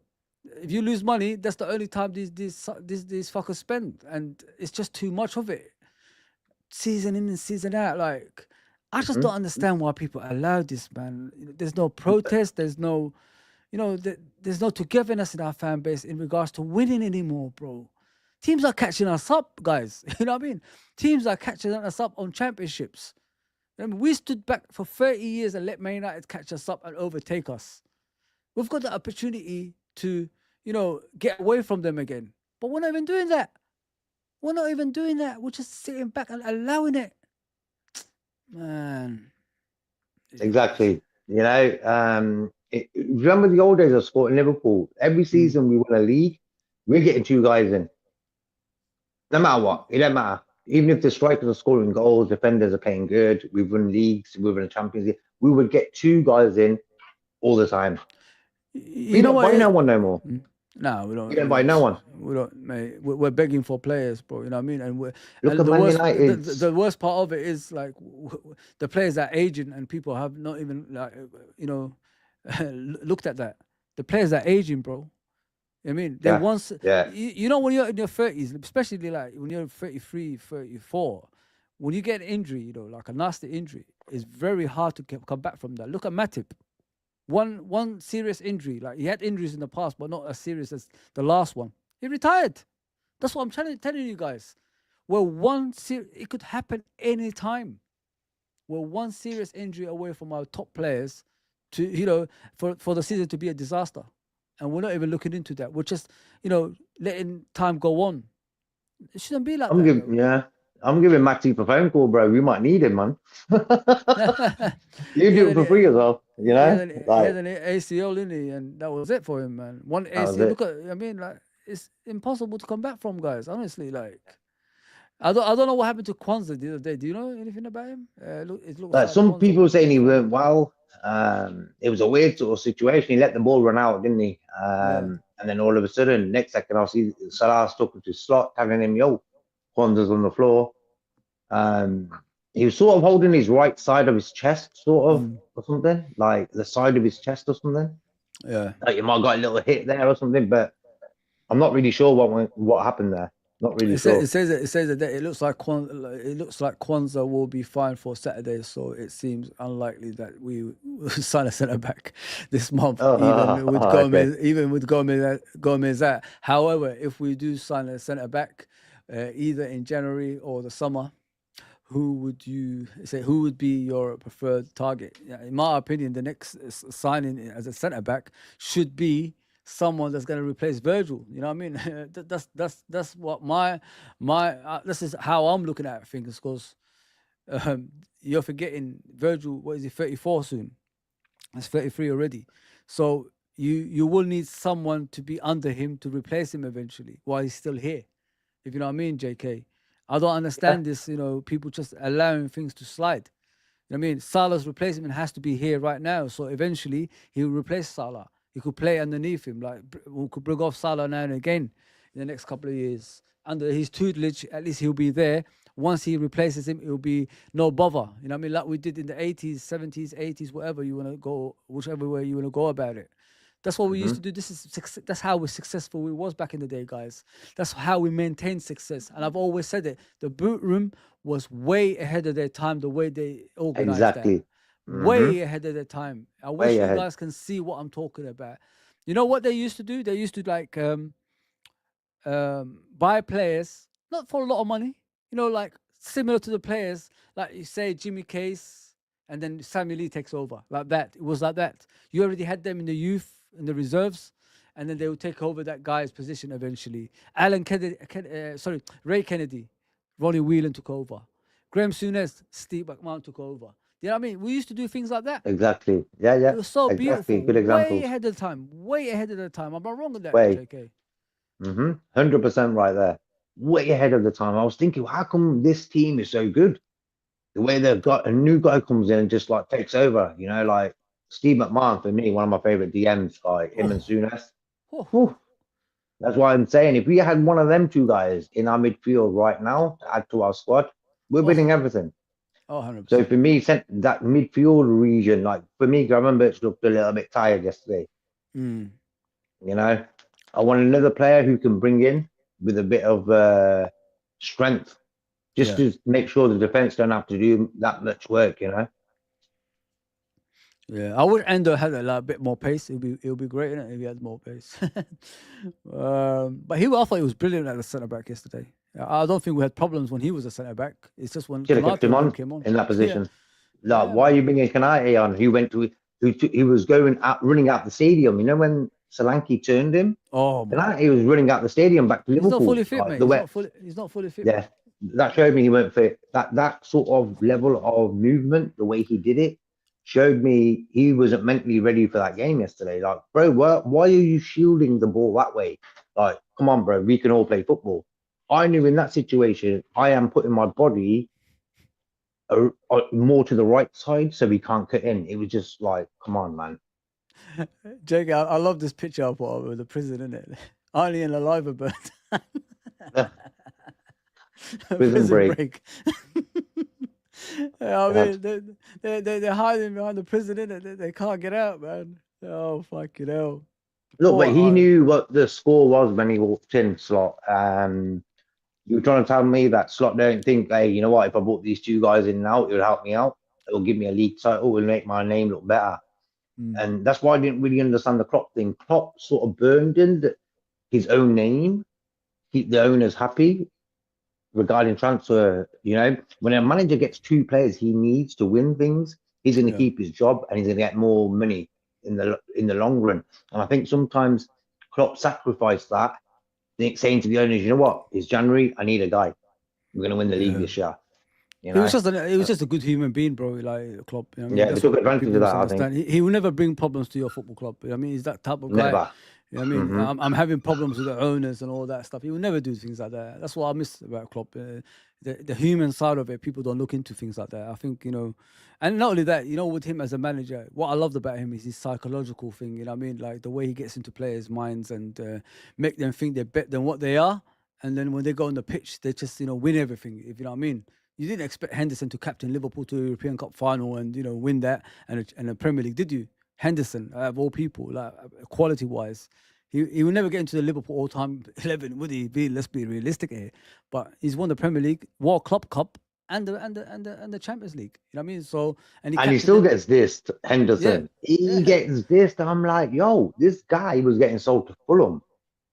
Next second, mad. he's picking the Premier League title up for us after 30 years, and he's picking up the Champions League for us as well. Madness, bro. Madness. People, keep the chat coming, man. I'm here, like I said, I'm here for you guys today. Me and JK, we want to chat to you guys, and we want to see where you stand with everything. You know what I mean? Are you like part of the FSG Act guys? Are you in the middle, or are are you for them? That's what I want to know.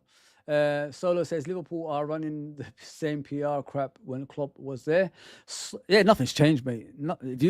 Everybody was saying Klopp was the problem, Solo. But if the same thing continues right now, who's the problem? I mean, like, look, listen. Hmm? These owners are smart, JK. They're very, very smart. What they did was they pretended the club was up for sale, just like Man United. They're working together. If people don't know that, they are working together. They both put our clubs for sale, and then they took them out of sale. They brought in Michael Edwards, Richard Hughes. Man United brought in Ineos. A little bit at stake. Just give them something. Now, both owners are in the upper tier. You can't even touch them anymore because They don't know nothing about football, number one. And number two, they're not involved in the football side of things anymore. They've got people working for them. So what does that do? It stops people blaming them. Very smart. Very, very smart, in my opinion. Exactly. Come on. Very smart. And I said that to you guys. This is Hollywood. This is show business, man. I mean, we're part of their Hollywood screen. Especially with Musk news. Yeah. And since that news is broken, what's happened, bro? We've had 2 bad games. That's like Nazar, like a bad energy we don't need around our club. Like, as soon as that news broke, we've had 2 bloody donkey games. I'm not blaming him for it, but I'm just saying it's the world we live in. It's all energy, Musk's name comes thingy, bang, we had 2 donkey games like that. So let me just put it out there, JK. Elon Musk is a Man United fan, guys. He doesn't support Liverpool. He's a Man United fan. So wow. this PR they do normally is part of their game. As I said to you yesterday, you and Brian, JK, why didn't this news come out in November, October, before that? Why didn't it come out before that? Why is it coming out now during the transfer window? Why? Because they don't want to sign any players. It's just a fact. Fact of life. Every season, we're always in this position. Last season in January, what did they do? They announced Klopp is leaving. Did we sign any players? Exactly. No. A reason why. You gotta be and smart. FFP was their ticket to, like, we didn't have to spend for a year or 2.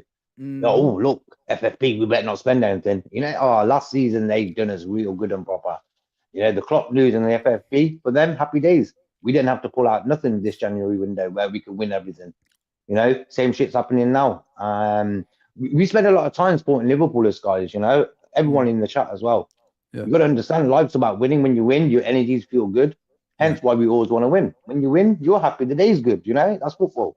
But I think sometimes the owners don't give us fans who spend £140 on a shirt now. Oh, I spend what I'm talking about. I spend about 400 or 500 per game I go to, bro. Because I can't come back in the same day. I can't come back in the same day because I don't want. No, you got to stay there. I don't want to have an accident in the road. If you see the amount of accidents in the road from London to Liverpool, you will never want to come back in the same day because if you're tired and you're driving, you're finished. So I suggest you have a rest, go get a hotel, and then leave the next day. Go to the club shop before you go. Go to the club shop, buy a little bit of merchandise. So we support the owners in that way, people don't understand it's a 2-way thing. Us fans have always supported the owners, but the owners never supported us. And it's as simple as that. Look at this, guys. Look at me, guys. Look at behind me. This is my Liverpool. Look how I meet. There you go. Your regional dons, this is the people I meet. Look, Samuel Lee, Jimmy Case, Ian Rush. There's Graham Souness there. There's me and the player of the 70s, Kevin Keegan. Look. Oh, okay. Look. Kevin Keegan right there. See? There you go, people. There you go.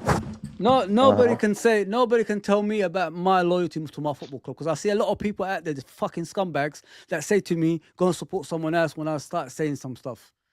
You know what I mean? I want to remind people what Bill Shankly built this football club for, which is winning. If you're not part of that, do one, man. Just get out. Just get out, man. Yeah. I mean, this is what I do. I spend money going to meet these guys. And I'm proud of doing things like that because I love these guys.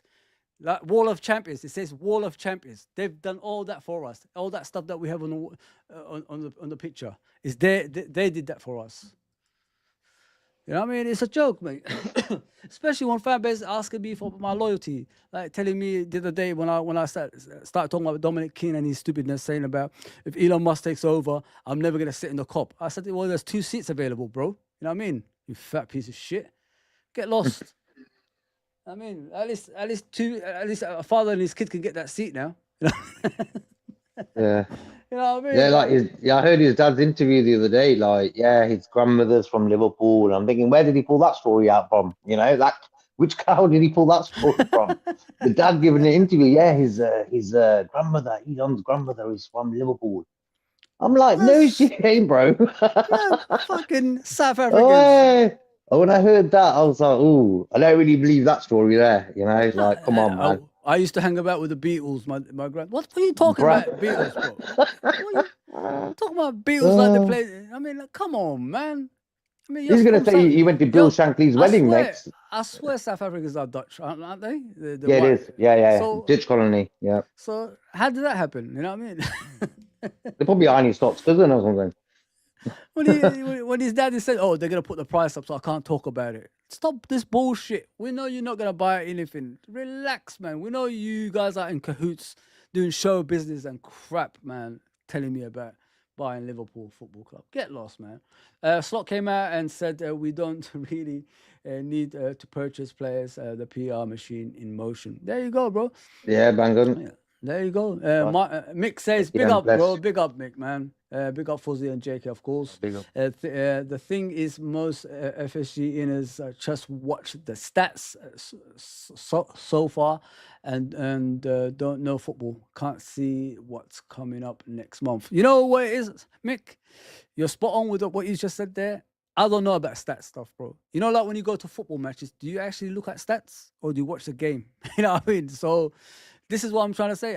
This new generation about stats and all this stuff, like, oh, we could have had about 50 shots on goal and it didn't happen. What? Who cares? It didn't happen. I mean, like, I don't care. I mean, this is just nonsense that's going around football nowadays. It's all about eye test. At the end of the day, football is about memories and it's what you watched. That's what it's all about. I mean, I'm tired of this stats and shit, man. I'm not all about that. I'm sorry, guys. Yeah, that's the new football no world bench where FC. you've got people who support owners more than the actual playing, the manager. Like, there's a lot of Liverpool fans who support the owners more than they do the manager. You know, as soon as Edward said he was coming back, there was a lot of Liverpool fans celebrating. I'm thinking, oh, we just lost our best manager we've had in a long time, and you lot are celebrating Edwards who's walking back in. He's the main reason why Klopp's bloody going, and you're doing that. Come on, man, you're not a Liverpool fan. Yeah, no bench FC. You're right, mate. We ain't got nothing in the bench, man. John W. Harry, when he's sending his daughter to her first date, don't go for number one. Be happy with top 4. LOL. That's true. That is true, man. You know, like, you know what it is, Mick? Let me go back to that comment. You know what it is? If you finish it as the Premier League champions and all that stuff, the next thing that comes along is you spending money, because you have to buy the cream of the crop in order for you to retain that. Because that's what champions do, don't they? When you win the league, you want to retain it next time, don't you? And Exactly. This is what they don't want to do. The more championships you win, the more money you have to spend. And this is why they always prevent us from winning championships. And people don't look into things like that. They just see that, they're building stands, they hide behind things like that, building a stand, which the money they use on that, they borrow. It's not coming out of their pocket. Yeah, and it took them 5 years to make the fuck, you know what I mean? There you go. They don't even own the training ground. It's AXA that owns the training ground. You know what I mean? They paid for that. So basically, everything around Liverpool, there's nothing that comes out of them that actually, they pay out of their pocket or the club pays for. They just recycle the money they've made through that and use that money to do it. Very clever guys. Fair play to them in that way. But for me, 100%. we're Liverpool Football Club. We're not Man United, Arsenal, we're Liverpool. Liverpool is like a different total socialist sort of club. Yeah. And Musk and that, they're proper like right-wing sort of guys. Let me ask you a question. What's the difference between Musk and Henry? What's the difference, like, right? Political point of view and all that stuff. I swear they share the same thing, don't they? Yeah, they're in the same boat.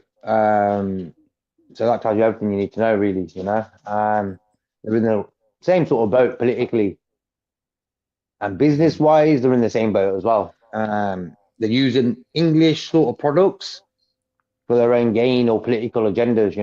A lot of people take big businesses so they can push their agendas through that business. Yeah. Twitter, for example, perfect example. Since Twitter's gone to Musk, all it is a right-wing national app for everyone to just go on there and be racist to each other. Great. Oh, it's and bad. you want that guy to be owner of Liverpool Football Club? Do one, bro. Mate, what I see on Twitter nowadays is horrific stuff, guys. Like people getting squashed by lorries, people getting shot dead, you know what I mean? And all this stuff, people getting raped.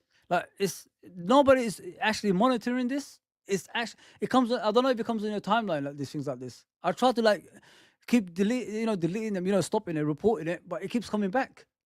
Like, you see things like that on Twitter nowadays. I've never used to see it before he earned it, actually, bro. Andrew says the club lacks ambition, in my opinion. Slot continues to say that he is happy with the squad that he has, and FSG love him for that. To be honest, mate, it's well scripted. It's something they told him before he before he arrived at Liverpool. You know, when they offered the manager, the head coach. Sorry, guys, my throat is getting a bit. Hopefully I'll be okay. You know, when they offered the hot seat to Arne Slot, they already told him in advance what his limitation is, which is like, you don't sign players. Obviously, we tell you what players we're going to sign, and if you agree with it and all that stuff, that's about it. That's as far as you go. But with the squad that you have right now, you should be happy with, because you've never had a squad like this in your entire career as a manager. So whenever you see him saying, "I'm happy with the squad that I've got," he's never had something like this before. So of course he's going to be happy with it. You know what I mean? And he's only saying what he's been told to say, because he's only a head coach. He's not a manager. There's two different things between a manager and a head coach. A manager has got a lot to say in regards to transfers, and with the directors, with the owners and all that stuff. But with a head coach, he just concentrates on the players, and that is it. But if there's transfers, obviously he has his say if he wants to play it or not. That's as far as it goes with him. So yeah, that's why he says he's happy with what he's got. He's never had players like this in his entire career as a manager. Of course, he's going to say that. I mean, the guy used to spend like 8 million a season at Feyenoord, and now you come into one of the biggest clubs in the world. It's just two different clubs. It's two different clubs. Slot is good. Is a good manager, but we have Wasteman owners. Slot is there to coach. You know what worries me, JK, about Slot? If this continues in the next few years, can you and things are going good, he's won the league and all that stuff. Do you know he gets more power as a manager? And then he could say, you know what? If Real Madrid come in for me or someone along those lines, Bayern Munich, I can't work under this restriction. I can't do this anymore. So it's time to go. He has the potential of doing that, that. Because the more successful you are, the more attraction that happens, in it. So this is what worries me about Arne Slot. And he could be like Charlie in the Chocolate Factory, Real Madrid. I could buy whoever I want, like I've got everything now. I can do what I want. At Liverpool, I was getting no one. The summer, he had no one. He got Chiesa in. This window so far, 9 days in, no one. Yeah. Logic tells me he needs to sort of, if he wants to be successful in his career as a football manager, being a coach is cool. Don't get me wrong. It's all about coaching, managing. It's all the same sort of thing for me. But for me, football's so weird now. Like, it's like he's trying to tell me, like, you should marry this girl because she's got the same height as you. She's got the same color eyes as you. And I'm thinking, yeah, bro, I'll marry her. And that's not like life. Life is like your soul has to match that girl. It doesn't matter, Yeah, and I think football's gone into that sort of world where you're getting guys who might not know football more as football than you do. Like Klopp, for example, football-wise, he knows sort of everything. But he's got guys like Edwards telling him, hey, you need to get this guy, and this guy. Like the Keita deal for me, everyone said it was a Klopp sort of signing and stuff. I'm thinking, was it really? I don't know. You got to be happy with the guys you let into your club, personality-wise, player-wise. Yeah. And we've been sort of lucky that we haven't really wasted a lot of money, like Chelsea and United, for example. Look how many donkeys United have brought and gave big wages to, and they ain't done nothing. So in that way, we're sort of lucky, and sort of FSG have been lucky in that way, where Klopp has turned these rough diamonds into diamonds, like Salah, Mane, Bobby, all of them. Cost 100 million, them three guys. Yeah. Yeah, that's true, man. Spot on, bro. Spot on. Let's go, champ by Steve. Big up, Steve. Please, people, follow what Steve is saying right there. Hit the thumbs up. Everyone in the live chat, help Fozzy channel out. Let's go. Big up, brother. Big up, Mick, man. See you later. Take care, brother. Take care, man. Thanks for the comments and all that stuff. Appreciate that, brother. What was that in the comments? Slot. Hang on. Is it this one? Slot is a good manager. We have. Yeah. Hang on. Below that, I think. Yeah, I always be, even if you're talking to someone else, I always put it up there, guys. So put it. Klopp was AG. He done a lot for the city as well. Yeah, listen, Klopp is like Shankly, wasn't he? He was everything to Liverpool Football Club. I didn't like the way he left. You know what I mean? I didn't like the lack of support. You know what I mean? He had, even from his assistant Pep Linders. I've always said it. That guy was was part of the problem, in my opinion. In Big Klopp. time. Klopp not being himself anymore. You know what I mean, for 2 years, Pep Linders was the one that's actually choosing the team and picking the team. That's why And the team was tactics. the Yeah. way it was. Yeah, 100%, bro. 100%. You could see 100%. it was his type of tactics. I mean, and now you see him as a manager. I wasn't wrong about him, was I? When I told you guys he's not a manager, I did say that the guy is gonna get sacked. I said, and what happened? He got sacked. I see, things like that. If you don't see it, you know what I mean, you're not a footballing person as much per se, you know what I mean, in regards to management. That guy was living off Klopp. I mean, the guy was doing press conferences. He had his own Writing book. books. You know what I He mean? was writing books, this cheeky sod. He was cheeky, man. I don't care. His face was just cheeky, you know. He had a face that just told me this guy is about number one. Wrote a book, and then the rumors came out. Could he replace Klopp? Oh, I'm like, Lord of mercy. No. Ends up at Salzburg, a big sort of club in Austria and stuff. Embarrassing, bro. And what happens? He ends up getting sacked, you know. He even took Bajcetic there, and I've not heard nothing about Bajcetic playing, really. Clark, you know what I mean? He bought Clark, didn't he? Now they're stranded, didn't they? They can't get out, man. You know what I mean? They can't get out, probably, you know. You know what I mean, like, how do you go to a club that finishes first and second every single time, and they're stuck in, what is it, eighth or something like that? Man, that guy, man, fraud. I'm telling you, and people are telling me we should commend him for what he done for Liverpool Football Club, winning the Champions League and the Premier League. But it's back of Buvic's job. You know what I mean? Yeah. We was actually better playing football with Buvic, under Buvic, than actually Pep Linders. You know what I mean? He was just copying Pep Guardiola. That's what he was doing. Yeah. And the only thing Pep Linders did good was bringing Gakpo. Yeah, that's true. They say it was him who brought him in, so yeah, fair play, nice one. Fair play to him for that. Then FSG was always the problem. They're going to be the problem in the future as well. Solo, I don't think anything's going to change, brother. I think we're still going to face this shit for the rest of the time they're here. They're not ambitious enough, bro. They fool you into things that, makes you think they're good owners. That's why some people are supportive of them. And not only that, they give free entrances to people, backdoor entrances, gifts and all this stuff to people that's around the football club. That's why they are supportive of these guys. That's why the likes of Dominic King comes out and says, I will never sit in the COP again, because he knows he's not going to get that privilege if Elon Musk takes over. You know what I mean? Elon Musk takes over. So, when you're under threat, into what you normally get, you're going to come out and say things like that. That's why they don't want Qatari owners. And to me, I don't care about the next owner of Liverpool, as long as he cares about the football club and wants to spend. That's all I want. I don't care about, what they do outside. I don't really care about that. But obviously, I'm not saying Elon Musk is the one I want, but I'm just trying to give you my preference. I just want someone that cares about my football club, to do the right thing, to make us, to the best team that we ever, in the Premier League. That's what I want. That's all. I don't know about you, Jacob. That's all I want. An ambitious owner that will support us through thick and thin, that loves the football club as well at the same time. Or even if he's new to the football club, JK, at least try to, find a way to understand the game and love the club as a whole. Yeah, but I don't want to be in the hands of someone like Musk, No, I don't. These type of characters, get people in who've got a heart and understand the game and are decent humans, Yeah. That's very important. Yeah, 100%, bro. Only two options in this: FSG don't know ball, or just doesn't care for winning trophies, counting the dollars. They know what they are doing, running the club like how you say that? Communistic dictatorship. Yeah. Dictatorship. Yeah, they do. Yeah.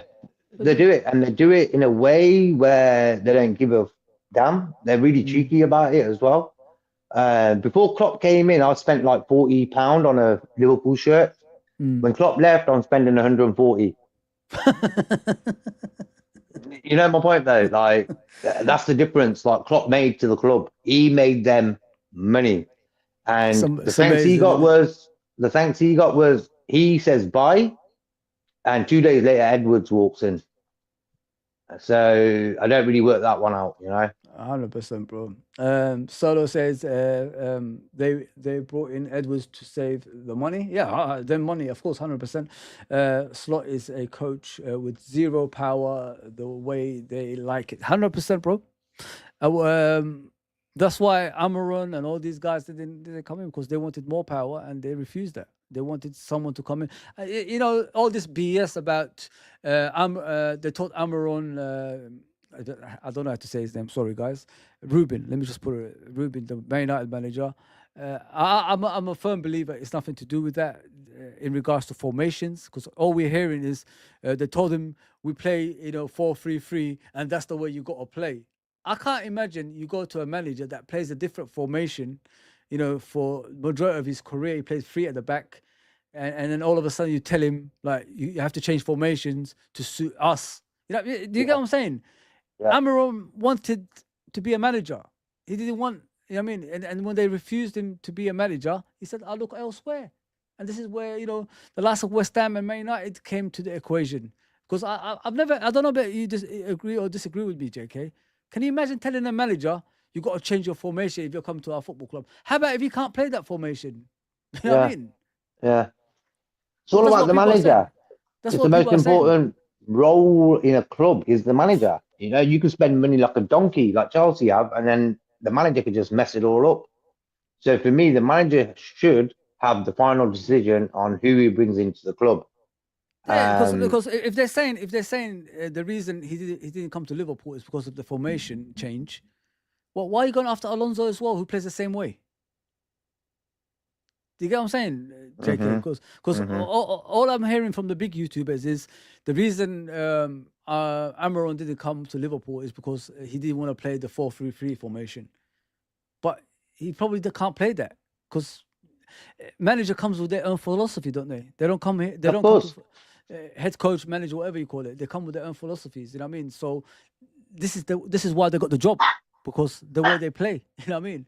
And all this I'm hearing about is because he didn't want to play the 4-3-3. This is why he didn't get the job. It's bullshit. It's bullshit. I've never heard anything like that in my life. If you're looking in that direction, so why did you go for Alonso, who plays the same way as him? Then they both play 4-3 at the back. Yeah, it's absolute nonsense. That is. When I heard that, I said, "What? Really? Like you're telling a manager to change his formations? That's weird." Never available for comments. Yeah, 100%, Mick. I've never seen these guys ever talk to the fan base. Never. Making two right. This isn't doesn't. No, I've seen actually. I've actually seen John Henry in Berlin. No. Yeah. He had a suit on and stuff. Him and his wife, I think it was. They was walking around the stadium and that. What game was this? Liverpool against Hertha Berlin. Oh, you saw that game, yeah? It was a friendly game. It was packed, like 60,000 or something. A lot of Liverpool fans in Germany and stuff as well. Yeah, there is. I know that. Mick says making two rights doesn't help the 10 wrong done earlier. That's true. Exactly. I like that. Saying, Mick. Yeah, I've got to go. He said. Red and White says FSG will never go the extra mile to get us over the line. Yep, I've been here for how many years? You know what I mean? We need a centre back and midfielder, but won't get shit. 100%, bro. You know what's funny, bro? People, I don't know about you, JK. I've seen a lot of people waking up now. About FSG nowadays. The people that's on the fence, in the middle, I see them coming out now, questioning their ambitions. I mean, it took you a long time, but sometimes it's too little, too late. If we did this earlier, probably we could have had more trophies on the cabinet. More league titles. In my opinion, that is anyway. Sometimes I think they're a bit dumb. The owners, they're very clever guys. Don't get me wrong, but sometimes I feel their greed comes out as dumbness, because at the end of the day, you got to keep everyone sweet. Yeah, that means the fans, the tea lady, the football manager, the guy who picks the guys up in the back. You got to keep everyone happy. When you want a good business that goes forward Yeah, to get success. You got to keep everyone sweet, and I of feel course. the owners don't do that. And also Arnie Slot as well. I think Arnie Slot. I said this yesterday about Arnie Slot. I like the guy. I think he's done pretty well for himself so Oh, far. 100%. But I 100%. feel he needs to keep everyone sweet in that squad because we've got a lot of games coming up. I don't want to see no stroppy faces in training.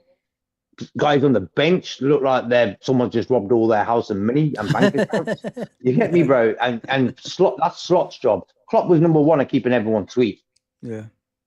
You know, Klopp never, only once he fell out with Salah on the touchline, but other than that, he kept everyone on the same page. Slot, because of his authority thing, where he's trying to show people he's the boss, he's gonna make a few people. He's gonna piss a few people off. Kwanzaa, you've seen it. Chiesa, another guy. And you've seen Kwanzaa's face this season and great Chiesa's. You're trying to tell me them two guys can't play football for Liverpool. So what's the problem there? What's going on? You know, keep everyone sweet. We got things to win.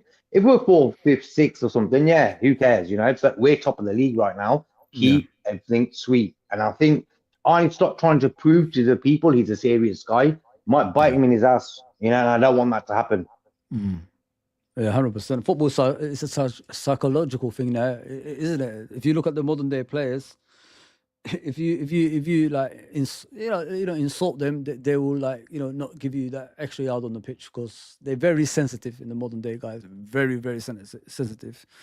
You know what I mean? That's why they always say you need that arm around the shoulder for players nowadays. And like JK said, he needs to keep everyone sweet. That's what he needs to do. And I agree with you 100%, bro. The way he treats Kwanzaa sometimes, I don't like it. I think it's out of line. If you treat everyone the same as that, then I understand. But I haven't seen him treat everyone the same as he treated Kwanzaa this season.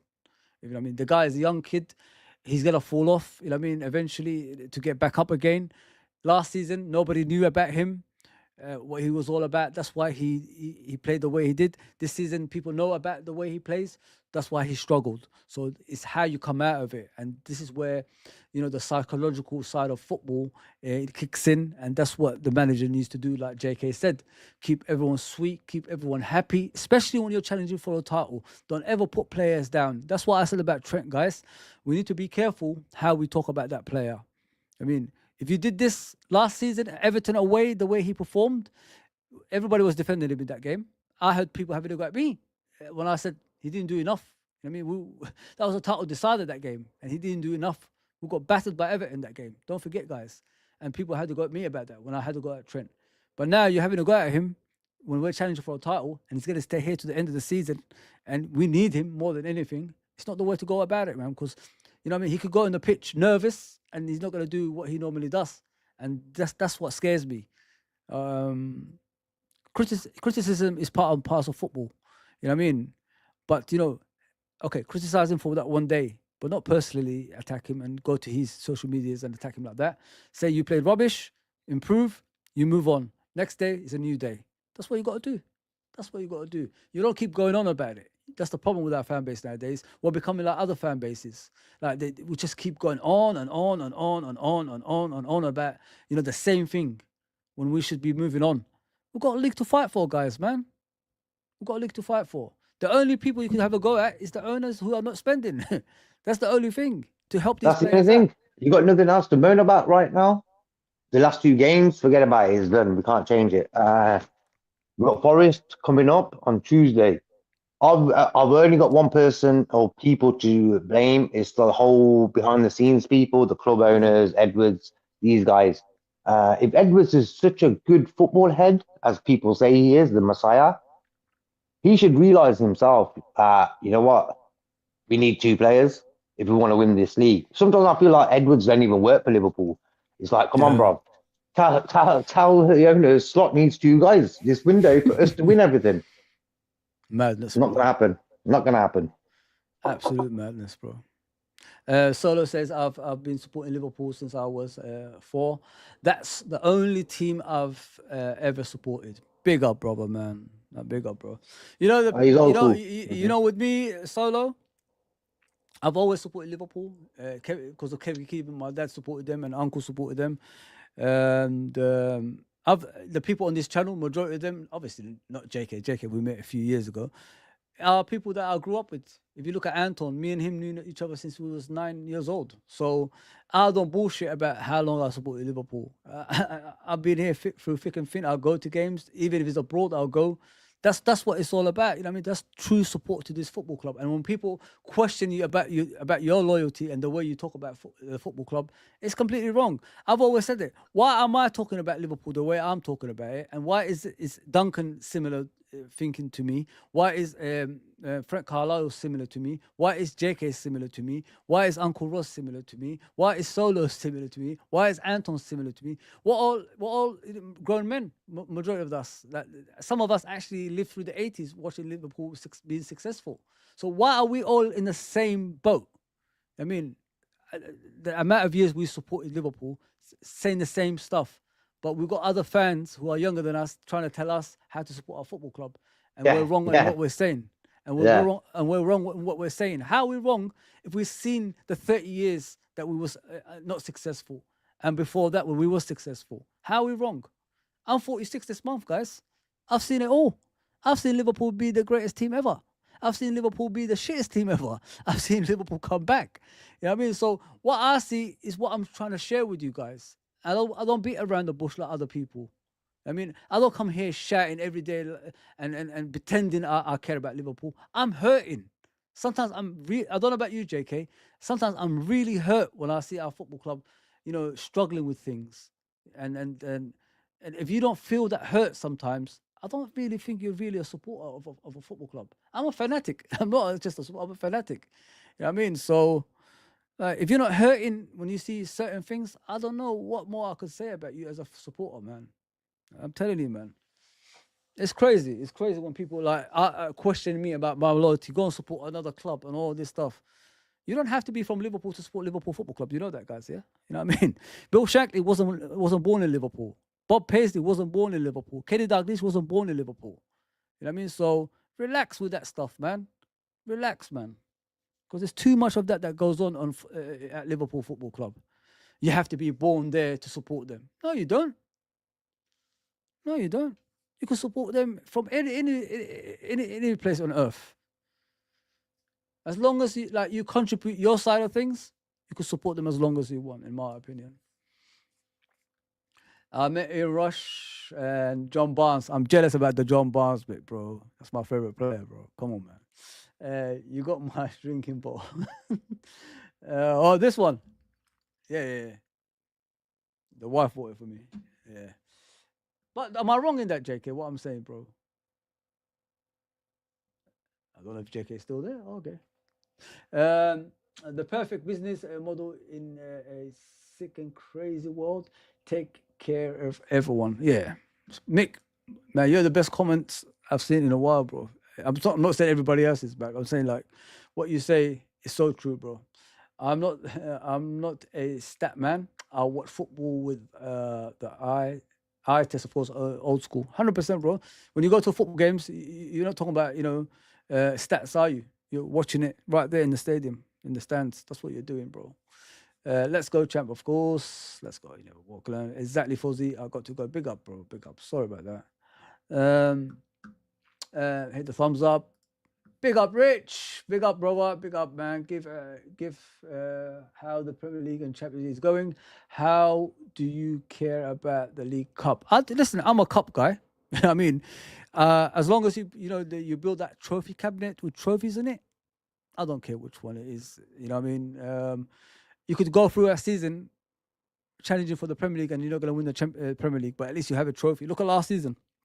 If we didn't win that League Cup, maybe nothing. You know what I mean? So you're always going to need trophies like that. I'm not saying I prefer League Cups over Premier League and Champions Leagues. I'm saying every cup is good in the trophy cabinet. You know what I mean? It just makes you, happier. And not only that, it's trophy counts. You know what I mean? At the end of the day, the more trophies you win, the more successful you are as a football club. JK, let me know if you're back, yeah? Facts, it says. Fozzy talking facts on Vujic and the fraud Linders. I don't beat around the bush, bro. I see what I see at the end of the day. What billionaires have no skeletons in their closet? They are corrupt. If Elon Musk buys Liverpool, shows ambition on the pitch, signs players, backs the manager, I welcome Elon to the club with open arms. Whoa. Not many people will say that, but yeah, each to their own, as they say, innit? Also, Alonso was top of their list to take over Klopp. Yeah, 100%. I remember that, bro. I remember that, Uncle Rods. I remember that. You know what I mean? People forget about that. People forget about that. Jackie, let me know when you're back, yeah, bro. I've lived in the Red Sox territory. The fans hate them. Let their best player leave for free. Most popular player he was. So there you go. Even the Red Sox was the map, bro. There you go, bro. They've been doing it for a long time. You know, even if your American teams are like against you like that, what evidence? What more evidence as a fan do you need? Like something is not right. I don't really get it, bro. The Champions League transfer window after we won it was for me enough to see what's going on there. Yeah, that just told me everything. And look how many years ago that was. Same scenario happening right today. Yeah, the players they bought was just shocking, mate. Shocking, mate. Seth Vandenberg, Harvey Elliott, and Adrian, bro. Like, what is that all about, bro? That is a joke. You know what I mean, man? Elliott's the only one who's there now, isn't it? Yeah. Everyone else is sort of gone. Everybody else is gone. I mean, Wolves, Ipswich have signed players today to fight off relegation dogfight. FSG is still monitoring their bank balance. Wolves were struggling to get their number one target. They switched to their number two. Yeah, that's what we used to do. You know what I mean? We don't even do that anymore. If you know what I mean? So, yeah, it's madness, bro. Absolute madness. A lot of people who don't call FSG is because the people are the people who want to protect their YouTube brand. Yeah, you know, everybody wants, you know, cash in their pocket, and you know, the people that, you know, don't question FSG is people that actually work for Liverpool Football Club from time to time as well. So if you go against them, you're not gonna get that privilege. If you know what I mean, guys. That's what it is. Exactly. I guess Forest next in the Prem need to rise. It's not going to be easy, Nick. I'm telling you right now. Watching Nottingham Forest recently, they're in a good form, man. And the players are together. The manager has, you know, a target to achieve. They sign players that fit their system, and then, you know, is it top 3 or top 4 by accident? You know what I mean, this season. So it's going to be difficult. Under the lights on a Tuesday, whew, it could be a long day, guys. It could be a long day. If we don't shape up and stop the goals going in my opinion. What do you think of Northern Forest, JK? For me, the Forest game is the sort of game that, for me, it's just about revenge, getting 3 points they're taking off us at Anfield. Nothing else. Like this weekend, we got a blessing that we ain't got a big game, so a lot of guys can rest up before that game. The 3 points, 100%. Yeah, 100%, man. Red and White says, Yank says, if enough people get on Trent's neck, they will make his mind up for him. Yeah, 100%, bro. The owners created this contract situation, but I am not hearing any hate in their direction. Of course, he's saying 100%. You're right. I mean, this is what pisses me off more than anything, Red and White. Nobody is questioning these people. We ain't in this issue without, you know, FSG. You know what I mean? So why are we here? Why are we always in January got problems? You know what I mean? Like, and every January. Why do we always have issues? We haven't missed a January without having any issues for years. For years and years and years. You know what I mean? But people allow that. Nobody's getting on their backs. They're saying they don't know football, so they could sit in the director's chair, and you know they don't need to be, you know, questioned for you know, for what happens on the pitch and off the pitch. Marco Edwards and Richard Hughes can deal with that. That's what people are saying, bro. But 2 years ago, Michael Edwards and Richard Hughes weren't here. This started 2 years ago. You should have signed these players on a contract 2 years ago or a year ago. Both of these guys wasn't here. So who is the problem? Yeah, man. Exactly. It was the problem why we're in a situation where 3 of our best guys are ready to go. It'd be a travesty, man. You know what's gonna happen, JK? If they leave, people are just gonna get on with life, like life after Jurgen Klopp. You know that, yeah? It's gonna be just the same. People are just gonna get on with life. They won't buck an eyelid to it because we're gonna be upset for about a couple of days, and let's just get back to business. And then we're gonna be probably down in the dumps afterwards because there ain't no defender like Van Dijk out there. There ain't no winger like Salah out there. There ain't no right back like Trent out there. I'm sorry, guys. Everyone needs to wake up to this. Any players that's replacing those players is a downgrade. Trust me. Trust me. I believe all them can stay, like Salah, Virgil, another 2 years, no problem. Offer a third if needed. Trent, how long you want. So them 3 contracts could be sorted. I just feel Virgil's the easiest one and probably the first one that we might get done. The other 2, I'm not sure about yet. I'm worried, bro. I'm really worried. You know what I mean? When you let it go as long as this, JK, it's more likely there ain't going to be any signings, any contracts. I'm telling you, mate. Because by now, there should be contracts on the table for these guys. By now. And we haven't even done that. Abdul says, Fozzy JK chat, Assalamu alaikum, how are you all doing? I wanted to beat United and Spurs. You never walk alone, many thanks. Yeah, we all did, bro. You know what I mean? Especially Man United at home. You don't slack for those games, especially knowing Arsenal dropped points the day before, a couple or whatever day it was before.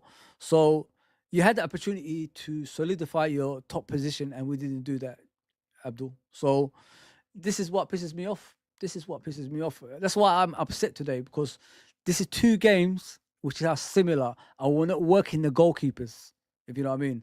So how long can this go on for? Is this our bad form? I mean, is this going to continue for a bit? It's worrying. It's really worrying. Like, comment, subscribe, share. Thank you, brother. Take care, mate. I was supporting Liverpool when it was when it wasn't cool to support them. All the fake people defecting to Manchester United. Yeah, 100%, man. We know that. It's like Man City, isn't it? It's like Man United fans going to Man City. You know what I mean? We see that a lot. I mean, JK. You know what I mean? Yeah. I've enjoyed it as always. Big up, Genghis, man. I'll try to bring you the best, innit? Me and JK try to bring you the best, chat. And we want to hear what you guys want to say as well. I don't want to just, talk about what me and JK is saying, which is good. Don't get me wrong. I love chatting to JK, but you have your say as well. We're here to represent you guys at the end of the day, guys. So say whatever you want to say. When people try and question my Liverpool loyalty, especially by a young whippersnapper. The new young fans are cheeky, aren't they? They think they know everything about football and stuff. God. They are, bro. We need Isak, Saul Nunes. Isak is going to be a struggle, bro. The amount of money that guy will have to spend, I think it's going to be over 100 million, isn't it? Man United have signed up their 3 players within days on new deals. FSG FSG is still messing about with getting our 3 players signed up. FSG out. It's just crap, innit? Bro, I understand what you were saying about people want to protect their brands, but ain't selling out, and I'm sure you won't.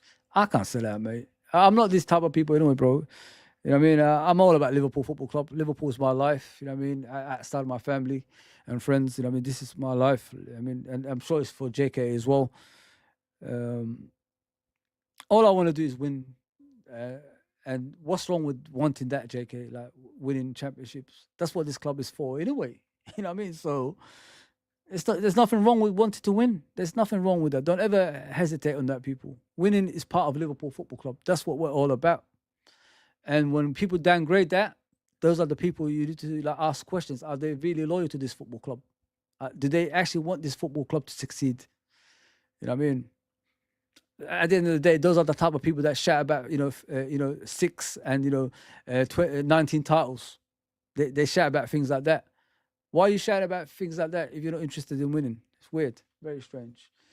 I will play 4-5-1, sit deep, play counter attack against Forest, mess up their game plan. They have trained for all week against Arnie. 4-3-3, 4-2-3-1 system. Yeah, sounds good to me. Exactly. Yeah, give them back what they did to us. Sit deep, whack it. That's why I wouldn't mind playing Darwin through the middle. Just hit it long, man. You got to play dirty sometimes. No, man. Being top and not won anything trophies is false hope. FSG out. Everybody's out, man. I'm glad to see people that were sitting on the fence are finally World Cup up, in my opinion. I honestly think that. Fuzzy, you're a good dude. You always talk sense. I've got your video on the playlist. Big up, bro. Big up. Thank you. Big up. Appreciate that. JK, I'm done for the day, brother. Thank you as always. No worries, always bro. here supporting me, bro. It was great being I will on. never forget that. I will never forget that. I hope you enjoyed this as well today. It's very Yeah, I very love talking about Liverpool. Very interesting take, innit? Very interesting take into Liverpool Football Club. I do worry, JK. You know what I mean? Just to end this, I know, like, we don't want to be negative and all that stuff. The reason I am the way I am, JK, is because I've seen this before in the past 9 years under different management, and nothing's changed, bro. That's why I'm upset as I am. Even with that Klopp, we're still doing the same thing. So it was never Klopp's fault. You know what I mean? You can see that poor guy was working under shoestring budget, and he did his best, and people are questioning what he did as well. Like, they're trying to blame him for certain things. But if this doesn't prove to you it wasn't him, I don't know what will, mate. I really don't know what will. You know that, but that's just some fans. Like, I mean, look at the comments in our fans chat today. Not one has disagreed with anything we've said about the owners. Everyone's on the same page. There's a lot of us. So you got to understand this. A lot of people who got their own little agendas going, supporting the owners and stuff. They're like politically involved or whatever it is. We want Muskin and all this sort of crap going on right now. It's true, Steve. We need to give Forest what they did to us at Anfield, do the same back to them at their ground. Because for me, they're at home. They're going to be attacking. They have to. I hope they are. Yeah, they have to attack. So for me, we love them type of games away from home where we can attack the gaps, And I think we got to play them at their own game. But I'm not worried about Forest. I think Forest. Another thing, what I notice is this: we showed too much respect against United, and maybe at Tottenham. We showed too much respect against Forest. I want us to go in with our heads high and say, you know what? I want them 3 points back, lads. Let's do it. That sort of attitude. So it's about time we did that. It's a very important game Tuesday. Spot on, bro. 100%. This is for you, JK. JK, let's play Forest game plan. They played against us at Anfield, against them at their place. Yeah. What they did was, if people didn't see that game and don't remember that game, they played a defensive team in the first 75 minutes, I believe. Yeah. And then they brought their attacking players, and that's how Hudson-Odoi came on as a sub and scored a goal. If you know what I mean, cutting in from the left, and then he slotted it in. So if we play, if we could beat every team this season, like the biggest teams in the world, why can't we beat Nottingham Forest away? You know what I mean? There you go. Who were Forest, bro? This time last year, they were like somewhere else, Oh, mad. Fozzie, the signs are there. We've seen this movie before. You can see it happening in Spurs game yesterday. I was getting flashbacks from last season. Yeah, listen. I'll wake up in a certain time of the season, and I did say a couple of months before, if we're in this situation in January, the players not signing their contracts, we're going to have more problems coming our way. And look at that. There's already disruptions happening in our squad at the moment. I mean, I've even heard Virgil's had a go at Trent after the United game. They were pulled apart by Nunes. So it clearly shows, exactly what we was thinking is happening already. And this was always coming. I mean, I've always said that you just got to learn from past mistakes. and we're not doing that every season. That's the problem with us. Where can people find you, JK? Obviously here and where else, brother? Tell them, please. Like Liverpool 12 man show, Brian, also Irishman football, and on your show as well, bro. So I just thought, like, for me, the Liverpool fans need to take like a step back and just realize there's games where it's going to be a bit rough, like the weather is right now. You know what I mean? It's not summer every day. You have winter and hailstones and all this, and football's a bit like that. I believe in the way we're playing is cool, Yeah. but I just feel like Slot needs to also take a little step back and realize he might have got it wrong in the last 2 games. But for me, Saturday, cool, good tie to sort of not really have the big dogs in the team. Yeah. And then just get ready for Tuesday and beat them guys. Yeah. Spot on, bro. Yeah. Apparently there's bids being made for Harvey Elliott. Let me share it with you guys. Let's look at this before we go. As you can see over there, breaking. Brighton, Borussia Dortmund amongst clubs keeping tabs on Harvey Elliott with his lack of minutes under Arne Slot, alerting the Premier League and Bundesliga clubs to monitor his future over the next 2 transfer windows. I've said it for a while. I don't know if obviously Steve has put it up there. With Harvey Elliott, he's no longer got daddy there. You know what I mean? The person that's, used to put his arm around the shoulder and giving him reassurance and all that stuff. I've said that him and Curtis Jones have to start performing now in the first team in order for them to keep their position now.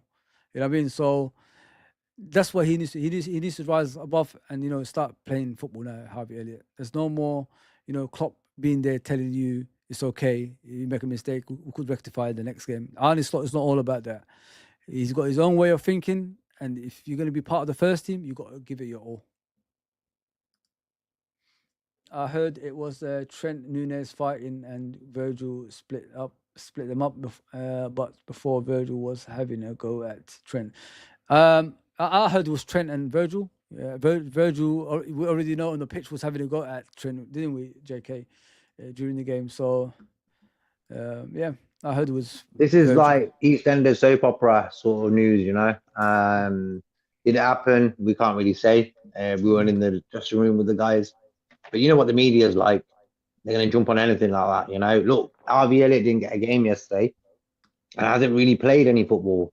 Yeah. They're thinking, okay, this guy is going to get moved on. Could be rumours, could be speculation, could be bullshit, it could be anything. For me, Harvey Elliott should have played yesterday. Yeah, it was a strange one in my Sports opinion. Liverpool, he's got fire in him. That's why I probably prefer him more than Curtis.